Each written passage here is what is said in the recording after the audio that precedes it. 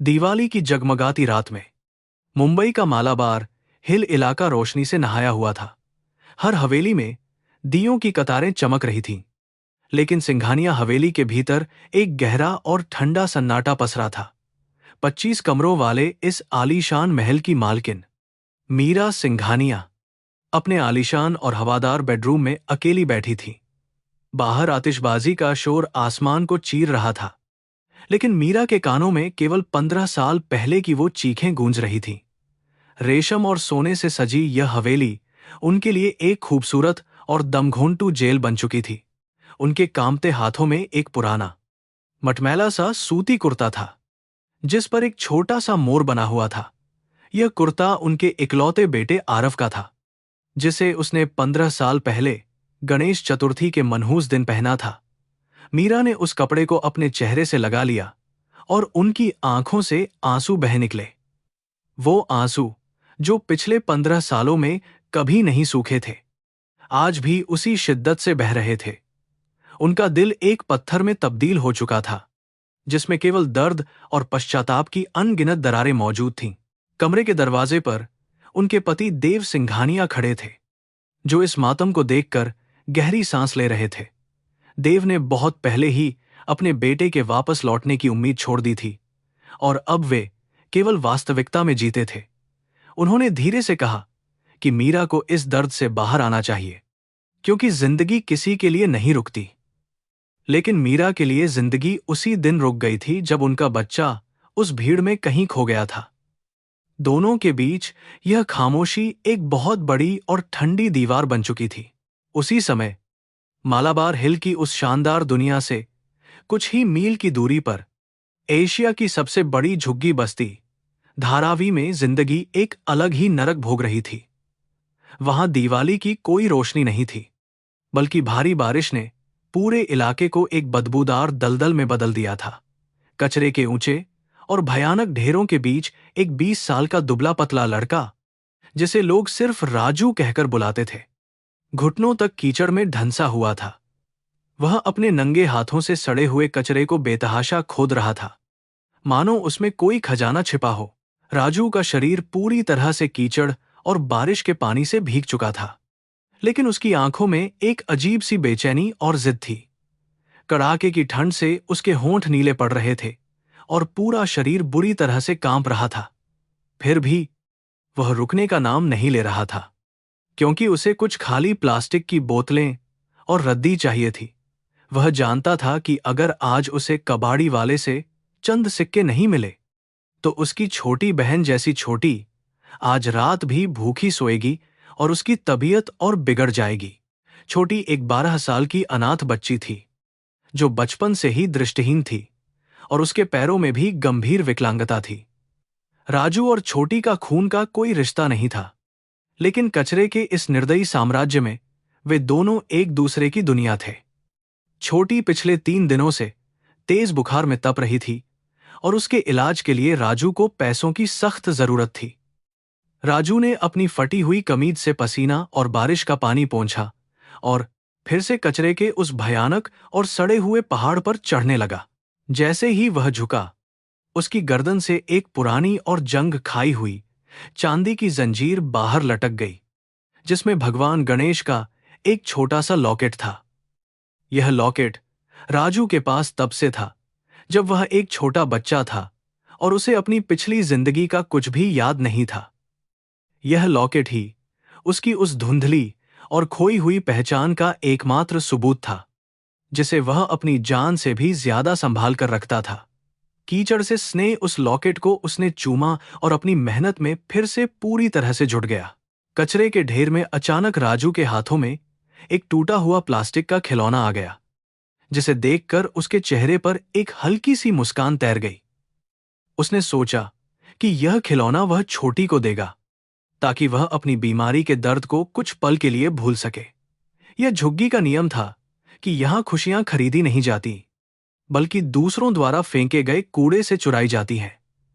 राजू ने उस खिलौने को अपने थैले में सुरक्षित रख लिया और फिर से अपनी थकी हुई आंखों से अंधेरे में कीमती रद्दी को खोजना शुरू कर दिया। दूसरी ओर सिंघानिया हवेली में नौकरों ने चांदी के थाल में 56 भोग सजाकर डाइनिंग टेबल पर रख दिए थे। मीरा ने एक नज़र उन स्वादिष्ट व्यंजनों पर डाली और उन्हें उबकाई सी आने लगी, क्योंकि उनका गला आंसुओं से रुंधा हुआ था। वह सोच रही थी कि क्या उनका आरव आज रात भूखा तो नहीं सो रहा होगा, क्या उस दी किसी ने प्यार से खाना खिलाया होगा। यह विचार उन्हें अंदर ही अंदर खाए जा रहा था और उनके आलीशान जीवन की हर सुख सुविधा उन्हें किसी नुकीले कांटे की तरह बुरी तरह से चुभ रही थी। मीरा धीरे से उठी और अपने कमरे में बने एक छोटे लेकिन भव्य मंदिर के सामने जाकर घुटनों के बल बैठ गईं। उन्होंने भगवान गणेश की मूर्ति के सामने हाथ जोड़े और रोते हुए शिकायत करने लगीं कि आखिर उनके बेटे ने ऐसा क्या पाप किया था। उन्होंने अपनी सारी दौलत, सारा रसूख और अपनी सारी खुशियां भगवान के चरणों में अर्पित करने की पेशकश की, बशर्ते उन्हें उनका बेटा वापस मिल जाए। उनके आंसुओं से मंदिर का संगमरमर का फर्श पूरी तरह से भीग चुका था, लेकिन भगवान की मूर्ति हमेशा की तरह चुपचाप मुस्कुरा रही थी। धारावी की संकरी और घुमावदार गलियों में लौटते हुए राजू की पीठ पर कबाड़ का एक बहुत भारी बोरा लदा हुआ था। बारिश अब थोड़ी धीमी हो गई थी, लेकिन सर्द हवाएं अभी भी उसकी हड्डियों तक को कंपा रही थीं और उसे दर्द दे रही थीं। गलियों में गंदे पानी का बहाव तेज था, जिसमें मरे हुए चूहे और सड़ा हुआ खाना तैर रहा था। लेकिन राजू इन सबसे बेपरवाह था। उसका पूरा ध्यान केवल इस बात पर था कि वह जल्द से जल्द कबाड़ी वाले के पास पहुंचे और चंद सिक्के हासिल करके चोटी के लिए दवा खरीदे। कबाड़ी वाले की दुकान पर पहुंचते ही उस लालची आदमी ने राजू के बोरे को घृणा भरी नजरों से देखा और उसे तराजू पर फेंक दिया। राजू ने मिन्नतें की कि आज उसे कुछ ज्यादा पैसे दे दिए जाएं, क्योंकि उसकी बहन बहुत ज्यादा बीमार है और उसे अस्पताल ले जाना है। लेकिन कबाड़ी वाले ने निर्दयता से हंसते हुए कुछ सिक्के राजू के मुंह पर मार दिए और उसे वहां से तुरंत चले जाने को कहा। राजू ने अपमान का घूंट पिया, जमीन पर गिरे उन सिक्कों को उठाया और मुट्ठी में कसकर वहां से तेजी से भाग निकला। उन चंद सिक्कों से राजू ने एक छोटी सी दुकान से बुखार की 2 गोलियां और एक सूखी रोटी का टुकड़ा खरीदा। उसे खुद बहुत तेज भूख लग रही थी। उसके पेट में दर्दनाक ऐंठन हो रही थी, लेकिन उसने उस रोटी को छुआ तक नहीं। वह जानता था कि छोटी ने कल से कुछ भी नहीं खाया है और उसे दवा खाने के लिए पेट में कुछ अन्न डालना बेहद जरूरी है।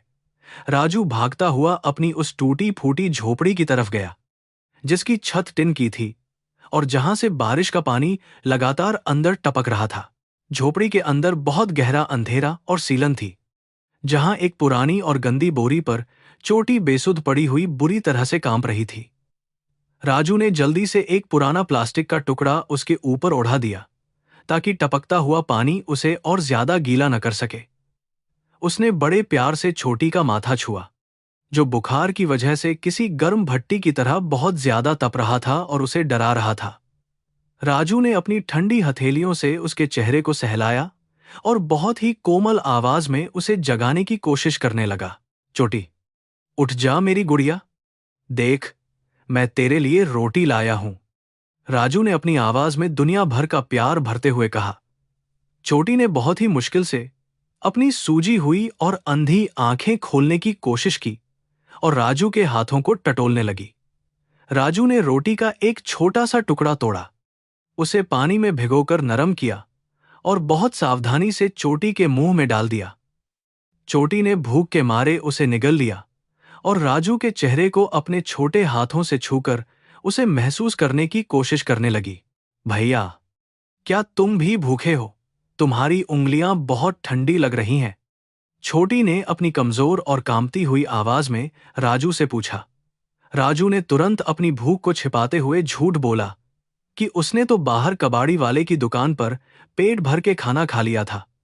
उसने छोटी को दवा खिलाई और उसे कसकर अपने सीने से लगा लिया, ताकि उसके शरीर की थोड़ी सी गर्मी उस बीमार बच्ची को मिल सके।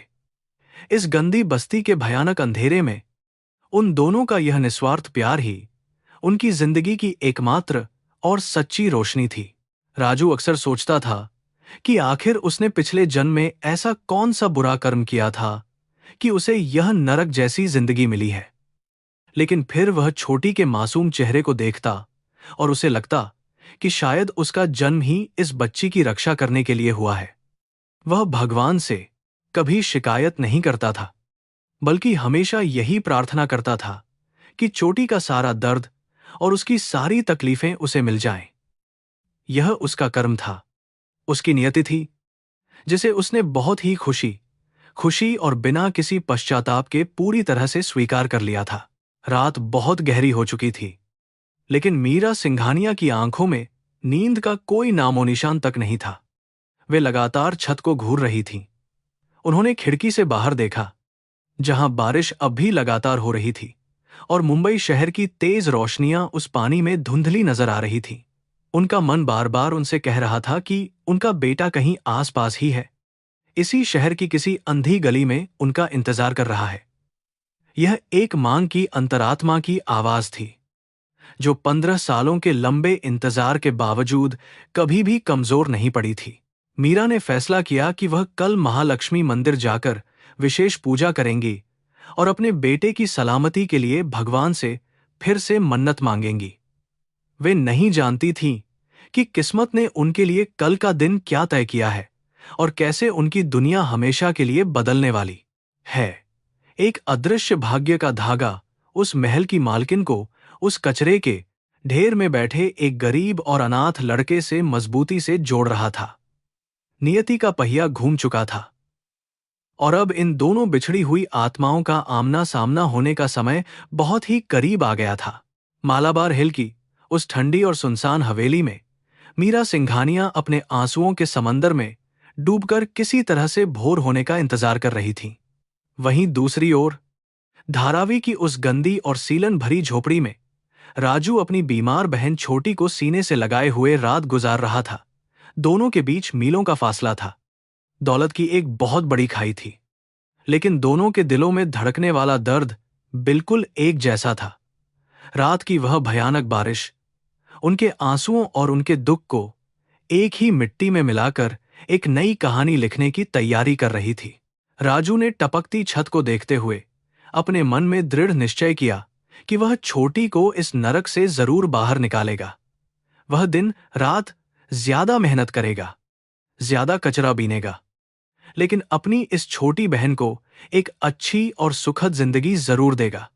उसे खुद के लिए किसी भी चीज की चाहत नहीं थी, उसका कोई सपना नहीं था। बस छोटी की मुस्कान ही उसका एकमात्र लक्ष्य थी। यह निस्वार्थ प्रेम ही वह सबसे बड़ी दौलत थी, जो मालाबार हिल के अमीर लोग अपने सारे पैसों से भी कभी नहीं खरीद सकते थे। तूफान की इस भयानक रात में भगवान गणेश का वह पुराना लॉकेट राजू की छाती पर चमक रहा था, जो उसके अतीत का एकमात्र गवाह था। और मीलों दूर हवेली में उसी भगवान की एक भव्य मूर्ति के सामने मीरा का दिल अपने उसी खोए हुए अंश के लिए तड़प रहा था।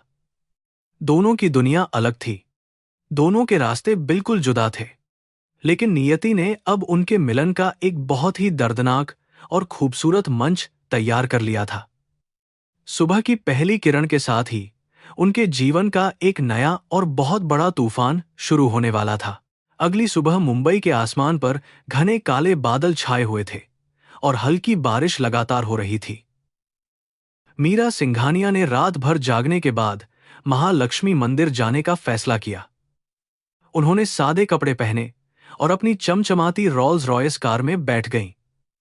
उनका दिल एक अजीब सी बेचैनी से भरा हुआ था और रात के सपने उन्हें बार बार परेशान कर रहे थे। कार जब मालाबार हिल की शानदार सड़कों से नीचे उतरी, तो मीरा की आंखें शहर की भीड़ भाड़ और उथल पुथल को बहुत ही उदासी से देखने लगीं। उनकी शानदार और वातानुकूलित कार के बाहर मुंबई की एक बिल्कुल अलग और कड़वी सच्चाई मौजूद थी। बारिश की वजह से सड़कें कीचड़ और गंदे पानी से पूरी तरह भर गई थीं और लोग अपने काम पर जाने के लिए छाते लेकर भाग रहे थे। मीरा की कार धीरे धीरे उस कानी की 19 सूड की झुग्गी बस्ती के पास से गुजर रही थी, जहां गरीबी और लाचारी का भयानक नंगा नाच होता था। कार के काले शीशों के पीछे से मीरा इस दर्दनाक दुनिया को देख रही थीं और उनके मन में एक अजीब सी हलचल हो रही थी। अचानक भारी ट्रैफिक और सड़क पर जमा पानी की वजह से उनकी कार एक बहुत ही गंदी और संकरी गली के ठीक सामने आकर रुक गई। ड्राइवर ने हॉर्न बजाकर रास्ता साफ करने की बहुत कोशिश की, लेकिन चारों तरफ लोगों और वाहनों की भारी भीड़ जमा थी। कार के अंदर एक अजीब सा दमघोंटू सन्नाटा था, जबकि बाहर बारिश का शोर और लोगों की चिल्लाहट गूंज रही थी। मीरा ने अपनी खिड़की के शीशे को थोड़ा सा नीचे किया ताकि बाहर की कुछ ताजी हवा कार के अंदर आ सके। उसी समय सड़क के किनारे एक टूटी हुई चाय की दुकान के पास एक बहुत ही भयानक और दिल दहला देने वाला नजारा हो रहा था। राजू, जो चोटी के लिए दवा लेकर वापस लौट रहा था, झुग्गी के एक क्रूर और खूंखार गुंडे के चंगुल में बुरी तरह फंस गया था। वह गुंडा छोटी को घसीट कर ले जाने की कोशिश कर रहा था ताकि उसे भीख मांगने के गंदे धंधे में धकेल सके। राजू उस गुंडे और छोटी के बीच एक मजबूत दीवार की तरह खड़ा हो गया था और पूरी ताकत से विरोध कर रहा था। गुंडे ने राजू की कॉलर पकड़ ली और उसे गालियां देते हुए कहा कि अगर उसने पैसे नहीं दी तो वह छोटी को अपने साथ ले जाएगा। राजू की आंखों में डर नहीं था, बल्कि अपनी बीमार बहन को बचाने का एक बहुत ही मजबूत और अटल इरादा था। उसने अपने हाथ जोड़कर उस गुंडे से मिन्नतें कि चोटी बहुत बीमार है और उसे छोड़ दिया जाए। लेकिन उस पत्थर दिल इंसान पर राजू की इन आंसुओं भरी प्रार्थनाओं का कोई भी असर नहीं हो रहा था और वह लगातार उसे धमका रहा था। गुस्से में आकर उस खूंखार गुंडे ने राजू को बहुत जोर से धक्का दिया और वह कीचड़ से भरे एक गहरे गड्ढे में जा गिरा। गुंडे ने अपने हाथ में एक मोटा डंडा लिया और राजू के कमजोर शरीर पर बेतहाशा और बहुत ही निर्दयता से वार करने लगा। राजू दर्द से कराह रहा था, लेकिन उसने अपने शरीर को एक ढाल की तरह बना लिया ताकि चोटी को कोई खरोंच भी ना आ सके। हर लाठी के वार के साथ राजू का खून बह रहा था, लेकिन उसकी आंखों में अपनी बहन के लिए सिर्फ प्यार था। अपनी रोल्स रॉयस के अंदर बैठी मीरा सिंघानिया इस पूरी खौफनाक घटना को अपनी आंखों से बहुत ही स्पष्ट रूप से देख रही थी। एक अनजान लड़के को इस तरह बेदर्दी से पिटता देख उनके सीने में एक बहुत ही अजीब और तेज दर्द उठने लगा। उन्हें ऐसा महसूस हो रहा था जैसे कोई उनके अपने ही कलेजे पर लाठियां बरसा रहा हो और उनकी सांसें बहुत तेज चलने लगी थीं। यह एक मां की वह गहरी और छिपी हुई अंतरात्मा थी जो 15 सालों की लंबी नींद के बाद अचानक से जाग रही थी। लाठियों की लगातार मार से राजू का शरीर पूरी तरह टूट चुका था और वह कीचड़ में औंधे मुंह गिर पड़ा था। गुंडे ने उसे बालों से पकड़ा और उसका चेहरा झटके से ऊपर की तरफ उठाया ताकि उसे एक आखिरी और जोर का तमाचा मार सके।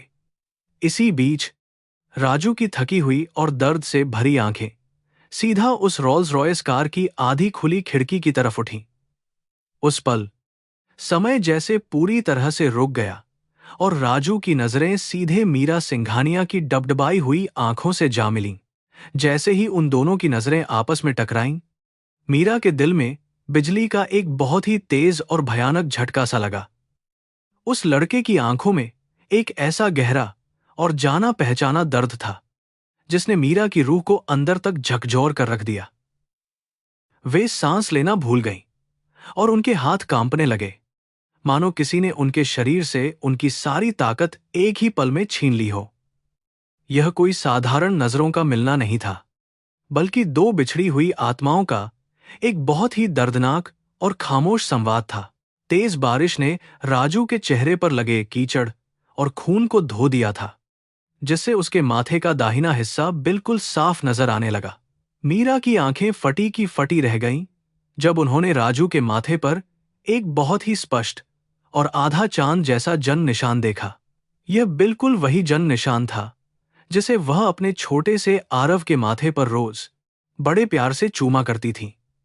इस भयानक और चौंकाने वाले सच को देखकर मीरा का पूरा शरीर थरथराने लगा और उनके गले से एक चीख निकलने को बेताब हो उठी। गुंडे के साथ हाथापाई में राजू की फटी हुई कमीज और भी ज्यादा फट गई थी और उसके गले की वह पुरानी जंजीर बाहर निकल आई। भगवान गणेश का वह छोटा सा चांदी का लॉकेट जो हमेशा उसके कपड़ों के अंदर छिपा रहता था, अब बारिश में चमक रहा था। यह वही खास लॉकेट था जिसे मीरा ने 15 साल पहले अपने हाथों से अपने इकलौते बेटे के गले में पहनाया था। उस लॉकेट को देखते ही मीरा के मन में मौजूद हर शक और हर सवाल हमेशा के लिए खत्म हो गया और एक तूफान आ गया। मीरा का दिल जो 15 सालों से एक पत्थर में तब्दील हो चुका था, आज एक ही झटके में पूरी तरह से पिघल गया। उनकी आंखों से आंसुओं का एक ऐसा सैलाब फूट पड़ा जिसे रोकना अब किसी के भी बस की बात नहीं रह गई थी। वे कार के अंदर ही चीख पड़ी और उनके मुंह से आरव, मेरा बेटा जैसे शब्द बहुत ही दर्दनाक तरीके से बाहर निकलने लगे।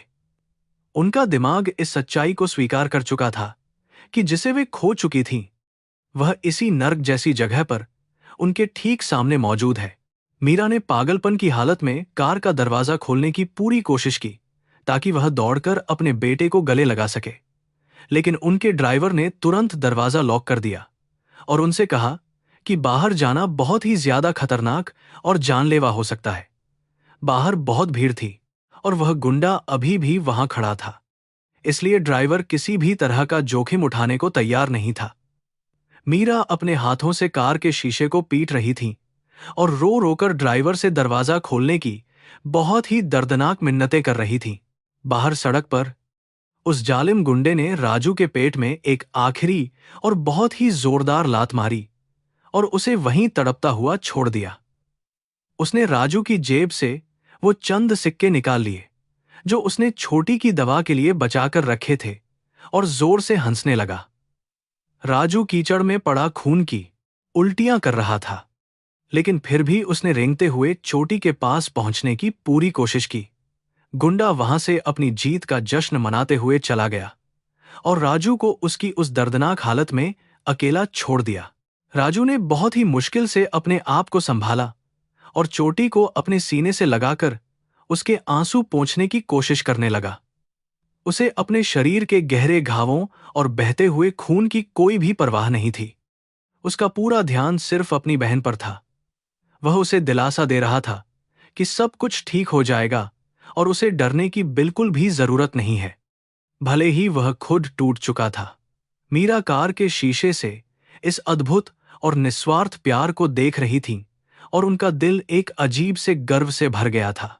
वे सोच रही थीं कि उनका बेटा, जो एक बहुत बड़े और शाही महल में मखमली गद्दों पर पलने और राज करने के लिए पैदा हुआ था, वह आज इस बदबूदार और गंदी सड़क पर एक अनाथ और बीमार बच्ची के लिए अपनी जान की बाजी लगा रहा है। एक मां के रूप में मीरा को उस वक्त जितना दुख हो रहा था, उससे कहीं ज्यादा उन्हें अपने बेटे के इस महान और निस्वार्थ कर्म पर गर्व था। उनके खून ने साबित कर दिया था कि इंसान की असली पहचान उसके कपड़ों से नहीं, बल्कि उसके दयालु दिल से होती है। अचानक सामने का ट्रैफिक साफ हो गया और ड्राइवर ने बिना एक पल भी गनवाए कार की स्पीड बढ़ा दी और वहां से निकलने लगा। कार ने एक तेज झटका खाया और उस भयानक सड़क से निकलकर मेन रोड की तरफ बहुत ही तेजी से दौड़ने लगी। मीरा पीछे की सीट पर गिर पड़ी और ड्राइवर पर जोर जोर से चिल्लाने लगी कि कार को फौरन रोक दे और वापस पीछे ले चले। लेकिन घबराया हुआ ड्राइवर उनकी एक बात नहीं सुन रहा था। वह बस उन्हें उस खतरनाक जगह से जल्द दूर ले जाना चाहता था। मीरा ने पलटकर कार के पीछे वाले शीशे से बाहर की तरफ देखा, जहां उनकी पूरी दुनिया उस कीचड़ में पीछे छूटती जा रही थी। बारिश की धुंध में राजू का वह दुबला, पतला और खून से लथपथ शरीर धीरे धीरे उनकी नजरों से पूरी तरह ओझल होता जा रहा था। वे अपने हाथों से शीशे को खरोंच रही थी और उनकी चीखें कार के बंद कमरे में एक बहुत ही खौफनाक सन्नाटे के साथ गूंज रही थीं। 15 साल का वह भयानक इंतजार खत्म तो हुआ था, लेकिन एक बहुत ही क्रूर और हृदयविदारक मजाक के साथ। जब कार उस झुंगी बस्ती से बहुत दूर निकल गई, तो मीरा बुरी तरह टूटकर कार की सीट पर गिर गईं और फूट फूट कर रोने लगीं। उनके आंसुओं में एक मां की वह तड़प थी जिसने अपने बच्चे को नरक में सड़ते हुए देखा हो और उसे बचा न पाई हो। उनका पूरा शरीर दुख और सदमे की वजह से कांप रहा था और उनका दिमाग उस खौफनाक दृश्य को बार बार याद करके पागल हो रहा था। भगवान ने उनकी प्रार्थना तो सुन ली थी, लेकिन उन्हें उनके पिछले जन्मों के कर्मों की एक बहुत ही भारी कीमत चुकानी पड़ी थी। कुछ देर बाद मीरा ने अपने आंसुओं को पोंछा और उनकी आंखों में एक बहुत ही अजीब और खौफनाक सी चमक आ गई। उन्होंने फैसला किया कि वे इस सच्चाई के बारे में अभी अपने पति देव सिंघानिया को बिल्कुल भी कुछ नहीं बताएंगी। देव बहुत ही व्यावहारिक इंसान थे और वे कभी भी इस बात पर यकीन नहीं करते कि एक गंदा कचरा बीनने वाला उनका इकलौता वारिस है। मीरा जानती थी कि अगर उन्होंने अभी सच बताया तो उनका परिवार राजू को स्वीकार करने के बजाय उसे हमेशा के लिए उनसे दूर कर देगा। एक मां का दिल जो 15 सालों से मरा हुआ था, आज वह एक शेरनी की तरह पूरी ताकत के साथ वापस जाग उठा था। मीरा ने मन ही मन यह कसम खाई कि वह अकेले ही अपने बेटे को उस गंदे और भयानक नरक से बाहर निकालकर लाएगी। वह दुनिया की हर ताकत से लड़ेगी, अपने परिवार से बगावत करेगी, लेकिन अपने आरव को उसका असली हक और सम्मान जरूर दिलाएगी। नियति का खेल अब एक बहुत ही खतरनाक और रोमांचक मोड़ पर आ चुका था, जहां एक मां को बहुत बड़ा युद्ध लड़ना था। महालक्ष्मी मंदिर पहुंचने पर मीरा ने कार से बाहर कदम रखा, लेकिन अब उनके कदम पहले की तरह कमजोर और डगमगाते हुए नहीं थे। बारिश अभी भी हो रही थी, लेकिन मीरा को अब इस बारिश से कोई भी शिकायत नहीं थी, क्योंकि इसी बारिश ने उन्हें उनका भगवान लौटाया था। उन्होंने मंदिर की सीढ़ियों पर अपना सिर टेका और देवी मां को धन्यवाद दिया कि उन्होंने उनके बेटे को इतने सालों तक जिंदा और सुरक्षित रखा। अब यह लड़ाई मीरा की थी और वह अपने बेटे के प्यार की खातिर किसी भी हद तक जाने के लिए पूरी तरह से तैयार थी। मीरा सिंघानिया उस खौफनाक सुबह के बाद कभी चैन से नहीं सो सकी और उनका दिल बेचैन रहा। उन्होंने एक भरोसेमंद जासूस को काम पर रखा ताकि वह उस लड़के की पूरी जानकारी निकाल सके। जब जासूस ने बताया कि राजू धारावी की उसी भयानक झुग्गी में रहता है, तो मीरा ने खुद वहां जाने का एक साहसिक फैसला किया। उन्होंने अपने महंगे रेशमी कपड़े उतारे और एक साधारण पुरानी सूती साड़ी पहन ली ताकि कोई उन्हें पहचान न सके। चेहरे को मैले कपड़े से ढककर मीरा ने महल छोड़ा और उस भयानक नरक की तरफ अपने कदम बढ़ा दिए। धारावी की बदबूदार गलियों में कदम रखते ही मीरा को लगा जैसे उनका दम पूरी तरह घुट रहा हो। हर तरफ गंदगी, सड़े खाने की बदबू और मक्खियों का भिनभिनाना एक भयानक दृश्य पेश कर रहा था। लोग आपस में लड़ रहे थे, बच्चे कीचड़ में खेल रहे थे और औरतें गंदे पानी के लिए कतारों में खड़ी थीं। मीरा ने कभी सपने में भी नहीं सोचा था कि इंसान इतने खौफनाक हालात में जिंदा रह सकता है। उनका दिल बुरी तरह रो रहा था, क्योंकि इसी नरक में उनका अपना खून पिछले 15 सालों से दर्दनाक सांसें ले रहा था। पते पर पहुंचकर मीरा एक अंधेरे कोने में छिप गईं और वहां से राजू को बहुत ध्यान से देखने लगीं। राजू एक टूटी खटिया पर बैठा था और अपने घावों पर हल्दी और चूने का लेप लगा रहा था। उसके शरीर पर गुंडे की लाठियों के नीले निशान अभी भी भयानक नजर आ रहे थे। छोटी पास बैठी रो रही थी और राजू उसे बहुत प्यार से समझा रहा था कि वह बिल्कुल ठीक है। इस दर्दनाक दृश्य ने मीरा के दिल को हजारों टुकड़ों में तोड़ दिया और वे अपनी चीख रोकने के लिए मुंह को पल्लू से दबाने लगी। कुछ देर बाद राजू ने एक पुरानी पोटली से सूखी रोटी निकाली और चोटी को खाने के लिए दे दी। चोटी ने आधी रोटी खाई और बाकी राजू के लिए बचा दी। तभी वहां 2 छोटे और भूखे अनाथ बच्चे आ गए। राजू ने बिना एक पल सोचे वो बची हुई रोटी उन भूखे बच्चों के हाथों में बहुत खुशी से रख दी। उसने अपनी तेज भूख को नजरअंदाज किया और सिर्फ पानी पीकर अपनी भूख को शांत करने की कोशिश की। मीरा उस लड़के की इस अद्भुत दया और निस्वार्थ भावना को देखकर पूरी तरह से दंग रह गईं। मीरा वहां छुपकर कई घंटों तक खड़ी रहीं और देखा कि समाज राजू के साथ कितना बुरा बर्ताव करता है। झुग्गी के लोग उसे गंदे कचरा बीनने वाले की तरह देखते थे और कोई उससे अच्छे से बात नहीं करता था। जब राजू सार्वजनिक नल से पानी भरने गया, राजू कैसा, तो एक आदमी ने उसे धक्का देकर गालियां देते हुए वहां से भगा दिया। राजू ने सिर झुकाकर उस भारी अपमान को चुपचाप सह लिया और झोपड़ी की तरफ वापस लौट आया। मीरा का खून खौल रहा था। वे चाहती थीं कि बाहर आकर सबको उस लड़के की असली शाही पहचान बताए। शाम ढलने के बाद जब राजू फिर से कचरा बीनने बाहर गया, तो मीरा बहुत सावधानी से उसकी झोपड़ी के पास पहुंची। वहां जमीन पर एक पुराना कपड़ा पड़ा था, जिससे राजू ने अपने घावों से बहता हुआ खून साफ किया था। मीरा ने उस खून से स्नेक कपड़े को एक पवित्र अवशेष की तरह उठाया और उसे अपने सीने से बहुत मजबूती से लगा लिया। यह कपड़ा उनके लिए दुनिया के किसी भी हीरे या सोने से कहीं ज्यादा कीमती था, क्योंकि इसमें उनके बेटे का अंश था। उन्होंने कपड़े को हिफाजत से अपने पास रखा और वहां से निकल गईं। मीरा सीधे मुंबई के सबसे बड़े अस्पताल में गईं, जहां उन्होंने वह खून से सना कपड़ा मुख्य डॉक्टर को सौंप दिया। उन्होंने डॉक्टर को सख्त हिदायत दी कि इस डीएनए टेस्ट की रिपोर्ट अत्यंत गुप्त रहनी चाहिए और परिणाम जल्द से जल्द चाहिए। मीरा ने टेस्ट के लिए अपना खून भी दिया और कहा कि वे पैसे की कोई परवाह न करें, बस सच्चाई सामने आनी चाहिए। अस्पताल के शांत कमरे में बैठी मीरा का दिल बहुत जोरों से धड़क रहा था और वे बेचैन थीं। वे जानती थीं कि यह रिपोर्ट उनकी जिंदगी की सबसे बड़ी सच्चाई साबित करने वाली है। रिपोर्ट आने में अभी कुछ घंटों का समय बाकी था और मीरा के लिए एक एक पल काटना बहुत भारी लग रहा था। वे अस्पताल के गलियारे में टहल रही थीं और उनके दिमाग में राजू का मासूम और दर्द भरा चेहरा घूम रहा था। वे बार बार खुद को कोस रही थीं कि 15 साल पहले वह मेला देखने क्यों गईं और क्यों उन्होंने बेटे का हाथ छोड़ा। यह पश्चाताप जहरीले सांप की तरह उनके दिल को डस रहा था और आत्मा को छलनी कर रहा था। वे भगवान से प्रार्थना कर रही थीं कि उनका शक बिल्कुल सही साबित हो।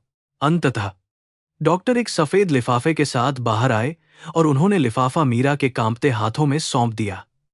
डॉक्टर के चेहरे पर गंभीर भाव था और उन्होंने कहा कि रिपोर्ट के नतीजे बहुत स्पष्ट और 100% सटीक हैं। मीरा ने लिफाफा खोला और कागज पर लिखे शब्दों को पढ़ने की कोशिश की, लेकिन आंसुओं की वजह से सब धुंधला हो गया था। उन्होंने आंखें पोंछीं और अंतिम पंक्ति पर ध्यान केंद्रित किया, जहां साफ अक्षरों में लिखा था कि डीएनए पूरी तरह मेल खाता है। वह लड़का सिंघानिया खानदान का असली वारिस आरव ही था। इस सच्चाई को देखते ही मीरा की दुनिया एक बार फिर घूम गई और वे वहीं फर्श पर गिर पड़ी। वे रिपोर्ट को अपने सीने से लगाकर जोर जोर से रोने लगीं। उनकी चीखें अस्पताल के शांत गलियारे में दर्दनाक गूंज पैदा कर रही थीं। यह खुशी और दुख का एक अजीब और भयानक मिश्रण था, जिसे शब्दों में बयां करना किसी भी इंसान के लिए नामुमकिन था। उनका बेटा जिंदा था, यह उनके लिए सबसे बड़ी खुशी थी, लेकिन वह कचरे के ढेर में सड़ रहा था। यह बड़ा दुख था। उन्होंने ठान लिया कि अब वे आरव को वहां नहीं छोड़ेंगी। अस्पताल से बाहर निकलते समय मीरा के मन में कई सवाल और विचार एक तूफान की तरह तेजी से उठ रहे थे। वे सोच रही थीं कि आखिर उनके बेटे के माथे पर कौन सा बुरा कर्म लिखा था जिसने उसे इस शाही जीवन से दूर कर दिया। शायद यह पूर्वजों का कोई पाप था, जिसकी सजा एक मासूम बच्चे को इस भयानक तरीके से भुगतनी पड़ रही थी। लेकिन मीरा जानती थी कि नियति का यह क्रूर खेल अब खत्म होने वाला है और वे उसे न्याय दिलाएंगी। उन्होंने कार में बैठकर ड्राइवर को सीधा धारावी चलने का आदेश दिया। इस बार मीरा के चेहरे पर कोई डर या हिचकिचाहट नहीं थी, बल्कि एक मां का मजबूत और दृढ़ संकल्प दिखाई दे रहा था। वे अब गरीब लड़के राजू से नहीं, बल्कि सिंघानिया खानदान के वारिस और अपने जिगर के टुकड़े आरव से मिलने जा रही थीं। उनका मन अपने बेटे को गले लगाने, चूमने और उसके घावों पर आंसुओं का मरहम लगाने के लिए बुरी तरह तड़प रहा था।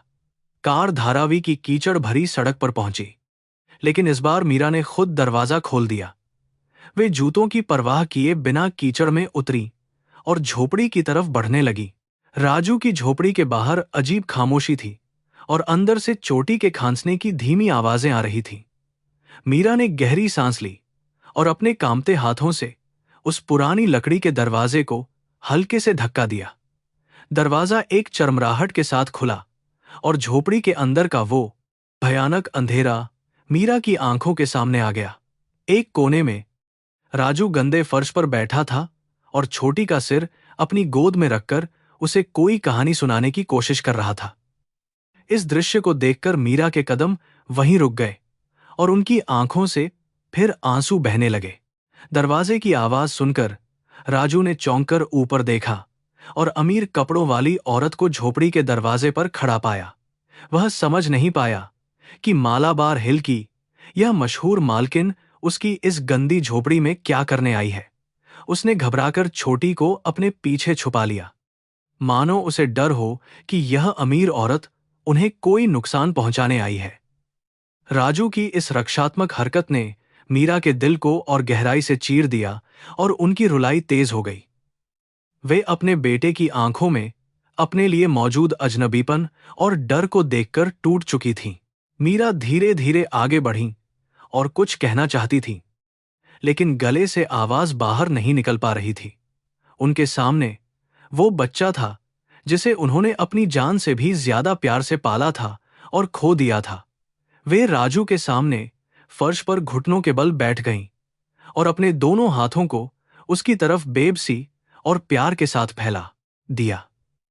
यह एक मां का पवित्र समर्पण था जो अपने खोए बच्चे को वापस पाने के लिए सब कुछ करने को तैयार था। अब इस खामोश कमरे में एक बड़े सच का खुलासा होने वाला था जो इनकी दुनिया बदल देगा। मीरा की आंखों के सामने 15 साल एक दर्दनाक फिल्म की तरह तेजी से गुजरने लगे, जो उन्होंने बेटे के बिना बिताए थे। हर रात का वो भयानक सपना जिसमें वे बच्चे को रोते देखती थीं, आज हकीकत बनकर उनके सामने खड़ा था। राजू का दुबला पतला शरीर और कपड़ों से आती बदबू मीरा को अंदर तक बुरी तरह चीर रही थी। उन्होंने आंसुओं के बीच भगवान से शिकायत की कि उनके मासूम बच्चे को इतने सालों तक इस अमानवीय सजा से क्यों गुजारा गया। हाथों को आगे बढ़ाकर राजू को छूना चाहती थी, लेकिन डर उनके कांपते हाथों को रोक रहा था। राजू इस स्थिति को देखकर बहुत घबरा गया था, क्योंकि उसने अपनी पूरी जिंदगी में सिर्फ नफरत और अपमान झेला था। अमीर इंसान ने आज तक उसके सामने इस तरह घुटने नहीं टेके थे और न ही उसे इतने प्यार से देखा था। उसे लगा कि शायद यह औरत पागल है या फिर ये बड़ी साजिश का खतरनाक हिस्सा हो सकती है। उसने चोटी को मजबूती से पकड़ लिया और कहा कि वे लोग गरीब हैं और उनके पास लूटने के लिए कुछ नहीं है। उसकी ये मासूम बातें मीरा के सीने में नुकीले खंजर की तरह गहराई तक उतर रही थीं। मीरा ने आंसुओं को पोंछा और मुश्किल से कांपते होठों को खोलकर राजू से कुछ कहने की कोशिश की। उन्होंने धीमी और रुंधे गले से कहा कि वे उसे नुकसान पहुंचाने या लूटने के लिए इस जगह पर नहीं आई है। उन्होंने राजू के गले में पड़ी उस पुरानी चांदी की जंजीर की तरफ इशारा किया जो उसके मैले कपड़ों के बाहर चमक रही थी। मीरा ने रोते हुए कहा कि यह जंजीर भगवान गणेश की है और इसके पीछे एक दर्दनाक और पुरानी कहानी छुपी है। राजू बात सुनकर उलझन में पड़ गया, क्योंकि उसे अपने अतीत का कुछ याद नहीं था। राजू ने हाथ से ठंडी जंजीर को छुआ और अजीब घबराहट उसके पूरे शरीर में तेजी से दौड़ गई। यह लॉकेट उसकी दुनिया की ऐसी चीज थी जिसे वह अपनी जान से ज्यादा प्यार करता था और संभाल कर रखता था। छोटी भी माहौल की गंभीरता को महसूस कर रही थी और उसने छोटे हाथों से राजू का हाथ कसकर पकड़ लिया। झोपड़ी के बाहर बारिश फिर तेजी से शुरू हो गई थी और पानी की बूंदें टिन की छत पर डरावना संगीत पैदा कर रही थीं। अंदर इन 3 लोगों के बीच खामोश और दर्दनाक तूफान पल रहा था जो जल्द बाहर आने वाला था। मीरा ने पल्लू में छुपाया सफेद लिफाफा निकाला जिसमें डीएनए टेस्ट की सच्ची रिपोर्ट मौजूद थी। वे जानती थीं कि सच बताना आसान नहीं होगा, क्योंकि इस लड़के ने 15 सालों तक सिर्फ गरीबी, भूख और धोखा देखा है। वे हिम्मत जुटा रही थीं, कि कैसे इस अनाथ और डरे हुए लड़के को बताएं कि वह शहर का सबसे अमीर वारिस है। उनके होठों पर आरव का नाम आने वाला था कि तभी छोटी को तेज खांसी का दौरा पड़ा और वह बेहोश होकर जमीन पर गिर पड़ी। मीरा और राजू दोनों की चीख गूंजी और यह कहानी नए मोड़ पर खड़ी थी। छोटी के बेहोश होते ही राजू का दिल जैसे काम करना बंद कर गया और वह पागलों की तरह उसे जगाने की कोशिश करने लगा।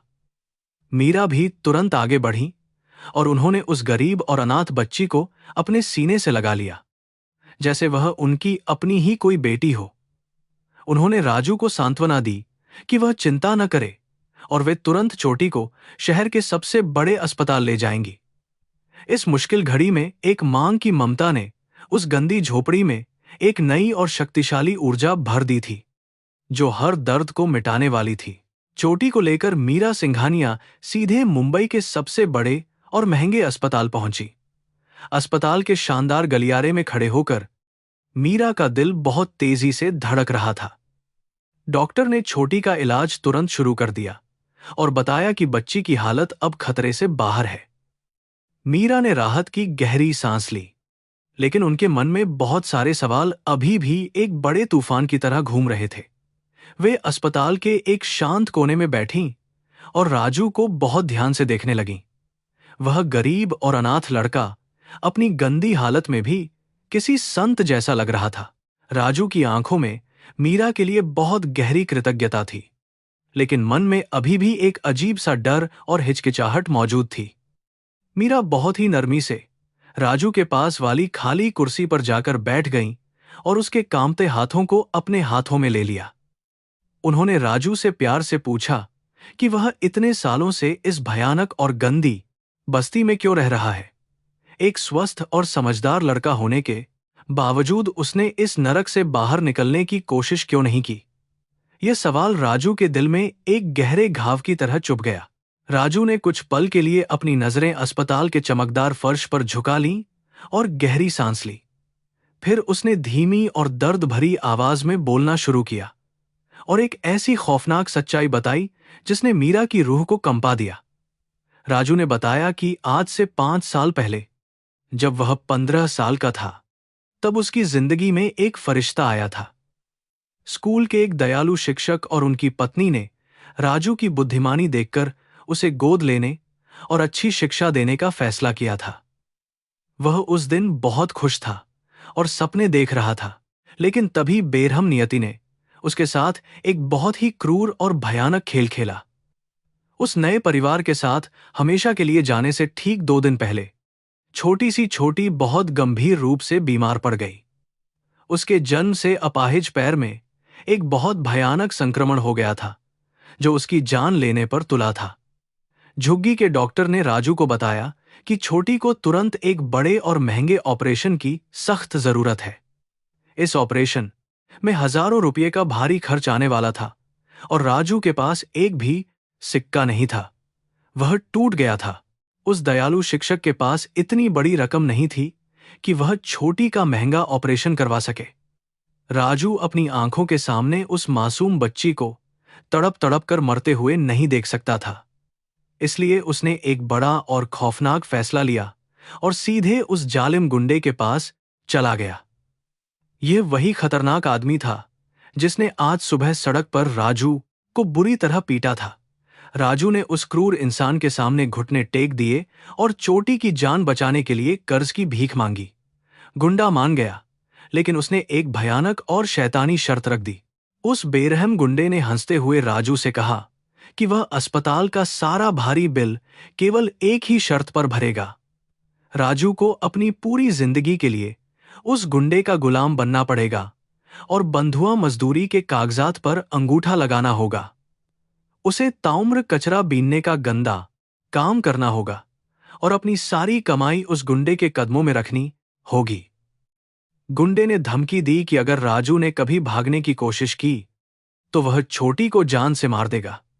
राजू ने बिना कुछ सोचे उस मौत के फरमान पर अपने खून से अंगूठा लगा दिया। राजू ने अनाथ और विकलांग बच्ची की जान बचाने के लिए अपनी आजादी, शिक्षा और सुनहरा भविष्य सब कुछ हमेशा के लिए दांव पर लगा दिया था। जिससे उसका खून का कोई रिश्ता नहीं था। उसने छोटी की सांसों के बदले अपनी पूरी जिंदगी का सौदा खुशी खुशी कर लिया था। यह खौफनाक सच्चाई सुनकर मीरा सिंघानिया को महसूस हुआ जैसे किसी ने उनके सीने से उनका धड़कता हुआ दिल ही बाहर निकाल लिया हो। राजू के कर्म और उसके महान बलिदान की यह चमचमाती रोशनी मीरा की आंखों को पूरी तरह से अंधा कर रही थी। मीरा सिंघानिया अस्पताल की ठंडी कुर्सी पर बैठकर पागलों की तरह फूट फूट कर रोने लगी और उनके आंसू नहीं रुक रहे थे। अरबपति खानदान का इकलौता वारिस, जो रेशम और मखमल में पैदा हुआ था, उसने खुद अपनी मर्जी से जीवन भर कचरे का गुलाम बनना स्वीकार किया था। उसने ऐसा अपनी मजबूरी में नहीं किया था, बल्कि इसलिए किया क्योंकि उसका दिल शुद्ध सोने से बना था। वह इस धरती पर जीता जागता भगवान था। झुग्गी की गंदगी उसकी पवित्र आत्मा को मैला नहीं कर पाई थी, बल्कि उसने राजू के महान और दैवीय स्वभाव की बहुत बड़ी परीक्षा ली थी। मीरा ने रोते हुए राजू के माथे पर बने उस आधे चांद वाले जन्म के निशान को बहुत ध्यान से देखा, जो अस्पताल की रोशनी में चमक रहा था। वे सोचने लगीं कि इंसान का कर्म कितने रहस्यमयी तरीके से अपना काम करता है। उनके पति देव सिंघानिया ने अपना यह सारा साम्राज्य बहुत ही क्रूरता से मजदूरों का खून चूसकर बनाया था, और आज उनका अपना ही सगा खून, उनका इकलौता बेटा, अपनी इस भयानक पीड़ा और महान बलिदान के जरिए अपने परिवार के उन सारे बुरे कर्मों की एक बहुत बड़ी और भारी कीमत चुका रहा था। मीरा को अचानक यह एहसास हुआ कि 15 साल पहले राजू का अपहरण होना केवल दुर्भाग्यपूर्ण घटना नहीं थी, बल्कि यह ब्रह्मांड की एक बड़ी योजना थी। अगर राजू सिंघानिया हवेली के आराम में पला बढ़ा होता, तो वह भी अपने पिता देव की तरह एक घमंडी और लालची व्यापारी बन जाता। इसके बजाय भगवान ने उसे इस दर्दनाक नरक में भेजा ताकि वह एक सच्चा बोधिसत्व बन सके और दुनिया के सबसे कमजोर लोगों का रक्षक कहलाए। इस सच ने मीरा के अंदर के उस भयानक दर्द को एक अजीब से आध्यात्मिक सुकून में पूरी तरह से बदल दिया। राजू इस बात को लेकर बहुत उलझन में था कि यह अमीर औरत उसके जैसे अनाथ लड़के की कहानी सुनकर इतनी बेतहाशा क्यों रो रही है। उसने अपना गंदा और खुरदरा हाथ बढ़ाकर मीरा के आंसू पोंछने की कोशिश की, लेकिन फिर यह सोचकर रुक गया कि कहीं उसके मैले हाथों से औरत के कपड़े खराब न हो जाएं। लेकिन मीरा ने अचानक उसका वह गंदा हाथ बहुत मजबूती से पकड़ लिया और उसे चूमते हुए अपने सीने से लगा लिया। मीरा के इस अप्रत्याशित और प्यार भरे व्यवहार ने राजू को पूरी तरह से स्तब्ध कर दिया। मीरा के दिल में बहुत बड़ा तूफान उठ रहा था और वे जोर से चीखकर कहना चाहती थी कि तुम राजू नहीं, बल्कि मेरे बेटे आरव हो। लेकिन तभी डॉक्टर ऑपरेशन थिएटर से बाहर आए और बताया कि चोटी की हालत अब बिल्कुल स्थिर है। हालांकि उसे पूरी तरह से ठीक होने के लिए अगले कई महीनों तक अच्छे पोषण और उचित देखभाल की बहुत जरूरत होगी। यह सुनकर मीरा ने अपने आंसू पोंछे और उनके चेहरे पर एक अटूट दृढ़ संकल्प आ गया। उन्होंने मन ही मन तय किया कि वे उस जालिम गुंडे को उसकी औकात जरूर दिखाएंगी। मीरा ने बहुत अधिकार भरे स्वर में राजू से कहा कि अब उसे उस गंदी बस्ती और भयानक कचरे के ढेर में कभी भी वापस जाने की जरूरत नहीं है। वह छोटी के इलाज का सारा खर्च उठाएगी और राजू को सम्मान से जीने का मौका देगी। लेकिन राजू ने बहुत विनम्रता के साथ सिर हिलाकर इनकार कर दिया और कहा कि उसने बंधुआ मजदूरी के कागज पर खून से अंगूठा लगाया है। उसे अपना वादा हर हाल में निभाना होगा, वरना वह क्रूर गुंडा झुग्गी के दूसरे बेगुनाह बच्चों को भारी नुकसान पहुंचाएगा और उन्हें जान से मार देगा। राजू के इस धर्म और सच्चाई के ज्ञान ने मीरा की नजरों में उसका कद आसमान से भी ज्यादा ऊंचा कर दिया था। उस लड़के ने अपना किया हुआ वादा तोड़ने के बजाय नरक जैसी जिंदगी और भयानक यातनाओं को सहना बेहतर समझा था। यह उसके महान चरित्र और संस्कारों की बहुत बड़ी जीत थी। मीरा अपने आंसुओं के बीच मुस्कुराईं। उन्होंने राजू के सिर पर प्यार से हाथ फेरा और अस्पताल से कुछ देर के लिए बाहर निकल गईं। वे सीधे अपने निजी बैंक गईं और अपने खाते से एक बहुत ही बड़ी नकद रकम निकाल ली। अपनी सुरक्षा के लिए हथियारबंद निजी गार्डों की एक पूरी फौज लेकर मीरा सीधे धारावी की उसी भयानक झुग्गी में पहुंच गईं। उन्होंने उस इलाके के सबसे खूंखार और जालिम गुंडे के अड्डे पर जाकर उसे चुनौती दी। वह गुंडा एक टूटी हुई खटिया पर बैठा शराब पी रहा था और इस अमीर औरत को देखकर गंदे तरीके से हंसने लगा। मीरा की आंखों में गुस्से की आग जल रही थी। उन्होंने पैसों से भरा हुआ एक भारी सूटकेस सीधे उस गुंडे के मुंह पर दे मारा और बहुत ही कड़कती आवाज में राजू के बंधुआ मजदूरी वाले कागजात वापस मांगे। वह गुंडा पैसों का बहुत लालची था, लेकिन उसके अंदर अहंकार भी कूट कूट कर भरा हुआ था। उसने हंसते हुए कहा कि राजू उसकी निजी संपत्ति है और वह किसी भी कीमत पर कागज वापस नहीं लौटाएगा। यह सुनते ही मीरा के हथियारबंद गार्डों ने अपनी बंदूकें निकाल लीं और सीधे उस गुंडे के सिर पर तान दी। मीरा की आवाज किसी शेरनी की तरह भयानक रूप से गूंज रही थी, जो अपने बच्चे की रक्षा के लिए कुछ भी कर सकती थी। उन्होंने गुंडे को आखिरी चेतावनी दी कि वह चुपचाप पैसा ले और हमेशा के लिए मुंबई शहर छोड़ दे। मौत को करीब से देखकर गुंडा बुरी तरह डर से कांपने लगा और उसने चुपचाप वह खून से सना हुआ पुराना कागज मीरा के हाथों में सौंप दिया। मीरा ने उस कागज पर लगे अपने इकलौते बेटे के खून वाले अंगूठे के निशान को बहुत दुख के साथ देखा। यह कागज राजू की गुलामी और उसके महान बलिदान का सबसे बड़ा खौफनाक सबूत था। मीरा ने तुरंत माचिस की तीली जलाई और उस शैतानी कागज को वहीं सबके सामने आग के हवाले कर दिया, जिससे राजू हमेशा के लिए उस भयानक नरक से पूरी तरह आजाद हो गया। कर्म की वह खौफनाक और लंबी जंजीर अब हमेशा के लिए टूट चुकी थी और मीरा को एक बहुत बड़ी शांति मिली थी। वे तुरंत अस्पताल वापस लौटीं और देखा कि राजू चोटी के कमरे के बाहर ठंडे फर्श पर ही बहुत गहरी नींद में सो रहा था। मीरा वहीं खड़ी होकर उस युवा बोधिसत्व के शांत और मासूम चेहरे को निहारने लगी, जिसने पूरी दुनिया का दर्द अपने सीने में समेट लिया था। उन्होंने फैसला किया कि कल सुबह उठते ही वे राजू को उसकी असली पहचान और सच बताएंगी। 15 सालों बाद आज की रात बहुत ही शांत और खूबसूरत थी। सुबह की सुनहरी किरणें अस्पताल की खिड़कियों से अंदर आ रही थीं और नई शुरुआत का संदेश दे रही थीं। मीरा ने राजू के लिए बाजार से कुछ साधारण लेकिन साफ सुथरे सूती कपड़े खरीदे थे। उन्होंने बहुत ही कोमलता के साथ राजू के कंधे पर हाथ रखकर उसे नींद से जगाया। राजू अपनी आंखें मलता हुआ उठा और इस बात से बहुत हैरान था कि वह अमीर औरत अभी भी उसकी देखभाल के लिए वहीं मौजूद थी। मीरा ने प्यार से उसे वे साफ कपड़े दिए और उससे कहा कि वह जाकर अच्छी तरह से नहा ले और कपड़े बदल ले। राजू संकोच करते हुए अस्पताल के वॉशरूम में गया और गर्म पानी से अपने शरीर की सारी गंदगी को अच्छी तरह से धो लिया। जब उसने वे साफ सफेद कपड़े पहने तो उसका पूरा रूप और व्यक्तित्व बिल्कुल ही बदल गया। उसके चेहरे के असली शाही नैन नक्श, जो इतने सालों से कीचड़ और गंदगी के नीचे बुरी तरह छिपे हुए थे, अब पूरी तरह चमक रहे थे। जब वह बाहर निकल कर आया तो वह किसी गंदे कचरा बीनने वाले की तरह नहीं, बल्कि सिंघानिया खानदान के एक बहुत ही खूबसूरत और मजबूत राजकुमार की तरह नजर आ रहा था।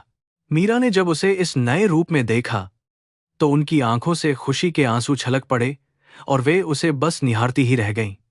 वे आगे बढ़ीं और उन्होंने राजू के चेहरे को अपने दोनों हाथों में बहुत ही प्यार से थाम लिया। यह चेहरा बिल्कुल उनके पति देव सिंघानिया जैसा था, लेकिन इसकी मासूम आंखें पूरी तरह से मीरा पर गई थीं। मीरा ने अपने पर्स से वह डीएनए टेस्ट की रिपोर्ट और उस जले हुए कागज की राख निकाली। अब वह समय आ गया था जब दुनिया का सबसे बड़ा सच राजू के सामने आने वाला था। आज वह दिन था जब मुंबई शहर का वह गंदा कचरा घर अपना चुराया हुआ सबसे कीमती हीरा वापस लौटाने वाला था। मीरा ने खुद को उन शब्दों को बोलने के लिए तैयार किया जो पिछले 15 सालों से उनके गले में किसी कांटे की तरह अटके हुए थे। पूरा ब्रह्मांड खामोशी से इस दृश्य को देख रहा था जब एक तड़पती हुई मां नियति के क्रूर हाथों से अपने खोए हुए बच्चे को वापस छीनने वाली थी। उनकी जिंदगी का सारा भयानक दर्द अब खत्म होने वाला था और एक नई रोशनी उनके अंधकारमय जीवन में प्रवेश करने के लिए तैयार थी। अस्पताल के शांत और ठंडे गलियारे में खड़े होकर मीरा ने धड़कते दिल से बोलना शुरू किया। उन्होंने राजू को डीएनए रिपोर्ट दिखाई और रोते हुए कहा कि वह कोई साधारण लड़का नहीं, बल्कि उनका खोया हुआ बेटा आरव है। 15 साल पहले गणेश चतुर्थी के भीड़ भाड़ वाले दिन वह उनसे हमेशा के लिए बिछड़ गया था। यह सच सुनकर राजू पूरी तरह से सन्न रह गया और उसका दिमाग इस बहुत बड़ी और अचानक मिली जानकारी को समझने की कोशिश कर रहा था। उसकी दुनिया पूरी तरह से पलट गई थी। राजू ने उस अंग्रेजी में लिखी डीएनए रिपोर्ट को बहुत ध्यान से देखा। हालांकि वह उसे ठीक से पढ़ नहीं सकता था। उसने अपनी छाती पर लटक रहे उस पुराने चांदी के लॉकेट को छुआ जो उसके अतीत का इकलौता गवाह था। उसे अपने बचपन की कोई भी बात याद नहीं थी, लेकिन मीरा की आंखों में दिख रहा दर्द और उनका प्यार पूरी तरह से सच्चा था। एक कचरा बीनने वाले को अचानक अरबपति का वारिस बताना उसे किसी क्रूर और भयानक मजाक जैसा लग रहा था। अचानक मीरा अस्पताल के ठंडे फर्श पर राजू के ठीक सामने घुटनों के बल बैठ गईं। उन्होंने अपने हाथ जोड़े और उस मनहूस दिन उसे खोने के लिए फूट फूट कर माफी मांगने लगीं। मालाबार हिल की वह सबसे अमीर और शक्तिशाली मालकिन आज एक भिखारी की तरह अपने ही बेटे के प्यार और उसकी माफी की भीख मांग रही थी। वे बार बार आंसुओं के बीच आरव नाम पुकार रही थी और उनका यह भयानक दुख अस्पताल की दीवारों से टकराकर एक दर्दनाक गूंज पैदा कर रहा था। एक इतनी अमीर और प्रभावशाली औरत को अपने पैरों में इस तरह गिरे हुए देखकर राजू बहुत घबरा गया। वह जल्दी से नीचे झुका और मीरा के कंधों को पकड़कर उन्हें बहुत ही सम्मान के साथ फर्श से उठाने लगा। उसने बहुत विनम्रता से कहा कि वे जरूर कोई बड़ी गलती कर रही हैं, क्योंकि वह सिर्फ एक गरीब और अनाथ राजू है। लेकिन मीरा ने उसके माथे के जन्म निशान को चूमा और कहा कि एक मां का दिल कभी भी अपने बच्चे को पहचानने में गलती नहीं कर सकता। धीरे धीरे यह बहुत बड़ा और चौंकाने वाला सच राजू के दिमाग में पूरी तरह से बैठने लगा। उसे अब समझ में आ रहा था कि क्यों इस अमीर औरत ने गुंडे से उसकी जान बचाई और उसका कर्ज चुकाया। लेकिन इस बड़ी सच्चाई को जानकर उसे कोई खुशी नहीं हो रही थी, बल्कि उसके दिल में एक अजीब सा डर और भारी उलझन पैदा हो गई थी। उसकी असली दुनिया वह गंदी बस्ती थी और महलों की वह चकाचौंध वाली जिंदगी उसे बहुत ही डरावनी और अनजान लग रही थी। मीरा ने अपने आंसू पोंछे और बहुत ही प्यार से राजू के चेहरे को अपने हाथों में थाम लिया। उन्होंने उससे कहा कि अब उसके सारे दुख और गरीबी के दिन हमेशा के लिए पूरी तरह खत्म हो चुके हैं। वे उसे आज ही वापस अपने आलीशान सिंघानिया महल में ले जाएंगी, जहां उसके पास दुनिया की हर सुख सुविधा होगी। मीरा सपने देख रही थी कि वे अपने इस बेटे को एक असली राजकुमार की तरह रखेंगी और उसे धारावी की गंदगी से बहुत दूर एक नई जिंदगी देंगी। राजू ने मीरा की बातें सुनी, लेकिन उसका मन अब भी उसी गंदी बस्ती की यादों में पूरी तरह से उलझा हुआ था। उसे याद आ रहे थे वे बच्चे जिनके साथ उसने सूखी रोटियां बांटी थीं और वे लोग जिन्होंने हर मुश्किल में उसका साथ दिया था। वह जानता था कि सिंघानिया महल में उसे दौलत तो मिल जाएगी, लेकिन वह सच्ची इंसानियत और वह अपनापन वहां कभी नहीं मिलेगा। राजू का दिल उन गरीब लेकिन सच्चे लोगों के लिए एक अजीब सी और गहरी तड़प महसूस कर रहा था। कुछ पल के लिए वहां एक बहुत ही अजीब और भारी खामोशी छा गई, जिसे केवल अस्पताल की मशीनों की आवाज तोड़ रही थी। मीरा उम्मीद भरी नजरों से अपने बेटे को देख रही थी, यह सोचकर कि वह खुशी से उनके गले लग जाएगा। लेकिन राजू के चेहरे पर कोई भी खुशी या उत्साह नहीं था, बल्कि एक बहुत ही गहरी और शांत उदासी छाई हुई थी। उसने धीरे से अपना हाथ मीरा की पकड़ से छुड़ाया और एक लंबी सांस लेते हुए अपनी नजरें जमीन पर झुका लीं। उस विशाल महल और अथाह दौलत के बारे में सुनकर राजू के चेहरे के भाव पूरी तरह से बदल गए। उसने तुरंत वार्ड के उस बंद दरवाजे की तरफ देखा, जहां मासूम और बीमार चोटी गहरी नींद में सो रही थी। राजू ने मीरा से अपने हाथ छुड़ाए और बहुत ही धीरे से एक कदम पीछे की तरफ हटा लिया। दौलत और सुख का यह बड़ा मायाजाल उस युवा लड़के को बिल्कुल नहीं लुभा पाया, जिसने अपनी पूरी जिंदगी में सिर्फ निस्वार्थ प्यार और सच्चे बलिदान की कीमत को समझा था। राजू ने बहुत ही शांत लेकिन एकदम दृढ़ और मजबूत आवाज में अपनी मां मीरा से बात करनी शुरू की। उसने कहा कि वह शायद खून से आरव सिंघानिया हो सकता है, लेकिन उसकी आत्मा उन संघर्षों से जुड़ी है जो उसने यहां झेले हैं। उसने छोटी के कमरे की तरफ इशारा करते हुए कहा कि यह विकलांग और अनाथ बच्ची ही उसका असली परिवार है। उसने छोटी की रक्षा करने की कसम खाई है और वह उसे इस क्रूर और जालिम दुनिया में बिल्कुल अकेला नहीं छोड़ सकता है। राजू की ये बातें सुनकर मीरा पूरी तरह से सन्न रह गईं और उन्हें समझ नहीं आया कि वे क्या कहें। उन्होंने समझाने की कोशिश की कि वे चोटी को शहर के सबसे अच्छे अनाथालय में भेज देंगी और उसे बहुत सारे पैसे देंगी, लेकिन राजू की आंखों में एक बहुत ही तेज और भयानक जिद साफ दिखाई दे रही थी, जिसे कोई हिला नहीं सकता था। उसने अपनी मां को बताया कि पैसे से कभी परिवार नहीं खरीदा जा सकता। छोटी को पैसों की नहीं, बल्कि अपने इस भाई की जरूरत है। मीरा का दिल इस बात को मानने के लिए बिल्कुल भी तैयार नहीं था कि उनका बेटा महल की सुख सुविधाओं को इस तरह ठुकरा सकता है। उन्होंने राजू को याद दिलाया कि चोटी का उनके परिवार से खून का कोई भी नाता नहीं है और वह एक अनजान बच्ची है। मीरा ने कहा कि उनका असली परिवार उनका इंतजार कर रहा है और उनके पिता देव सिंघानिया उसे अपना सारा साम्राज्य सौंपने के लिए तैयार बैठे हैं। लेकिन राजू के चेहरे पर इन सब बातों का कोई भी असर नहीं हो रहा था। राजू ने मुस्कुराते हुए जवाब दिया कि खून के रिश्ते अक्सर इंसान को धोखा दे देते हैं, लेकिन दिल के रिश्ते कभी नहीं टूटते। उसने मीरा को याद दिलाया कि जब वह कचरे में भूखा मर रहा था, तब इस छोटी ने ही अपने हिस्से की सूखी रोटी उसे खिलाई थी। उस समय सिंघानिया परिवार की वह अथाह दौलत उसे एक घूंट पानी तक नहीं पिला सकी थी। राजू ने बहुत ही कड़वे सच का आईना दिखाते हुए कहा कि इंसानियत खून या दौलत से नहीं, बल्कि निस्वार्थ कर्म से बनती है। राजू की इन गंभीर और ज्ञान भरी बातों ने मीरा के सीने में एक बहुत गहरी और तेज चुभन पैदा कर दी।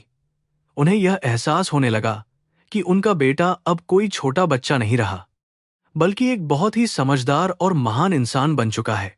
राजू ने उस कचरे के ढेर में जो जिंदगी के सबक सीखे थे, वे किसी भी बड़े विश्वविद्यालय की शिक्षा से कहीं ज्यादा महान और सच्चे थे। मीरा के पास अब राजू के इन कठोर लेकिन सच्चे सवालों का कोई भी ठोस जवाब नहीं बचा था।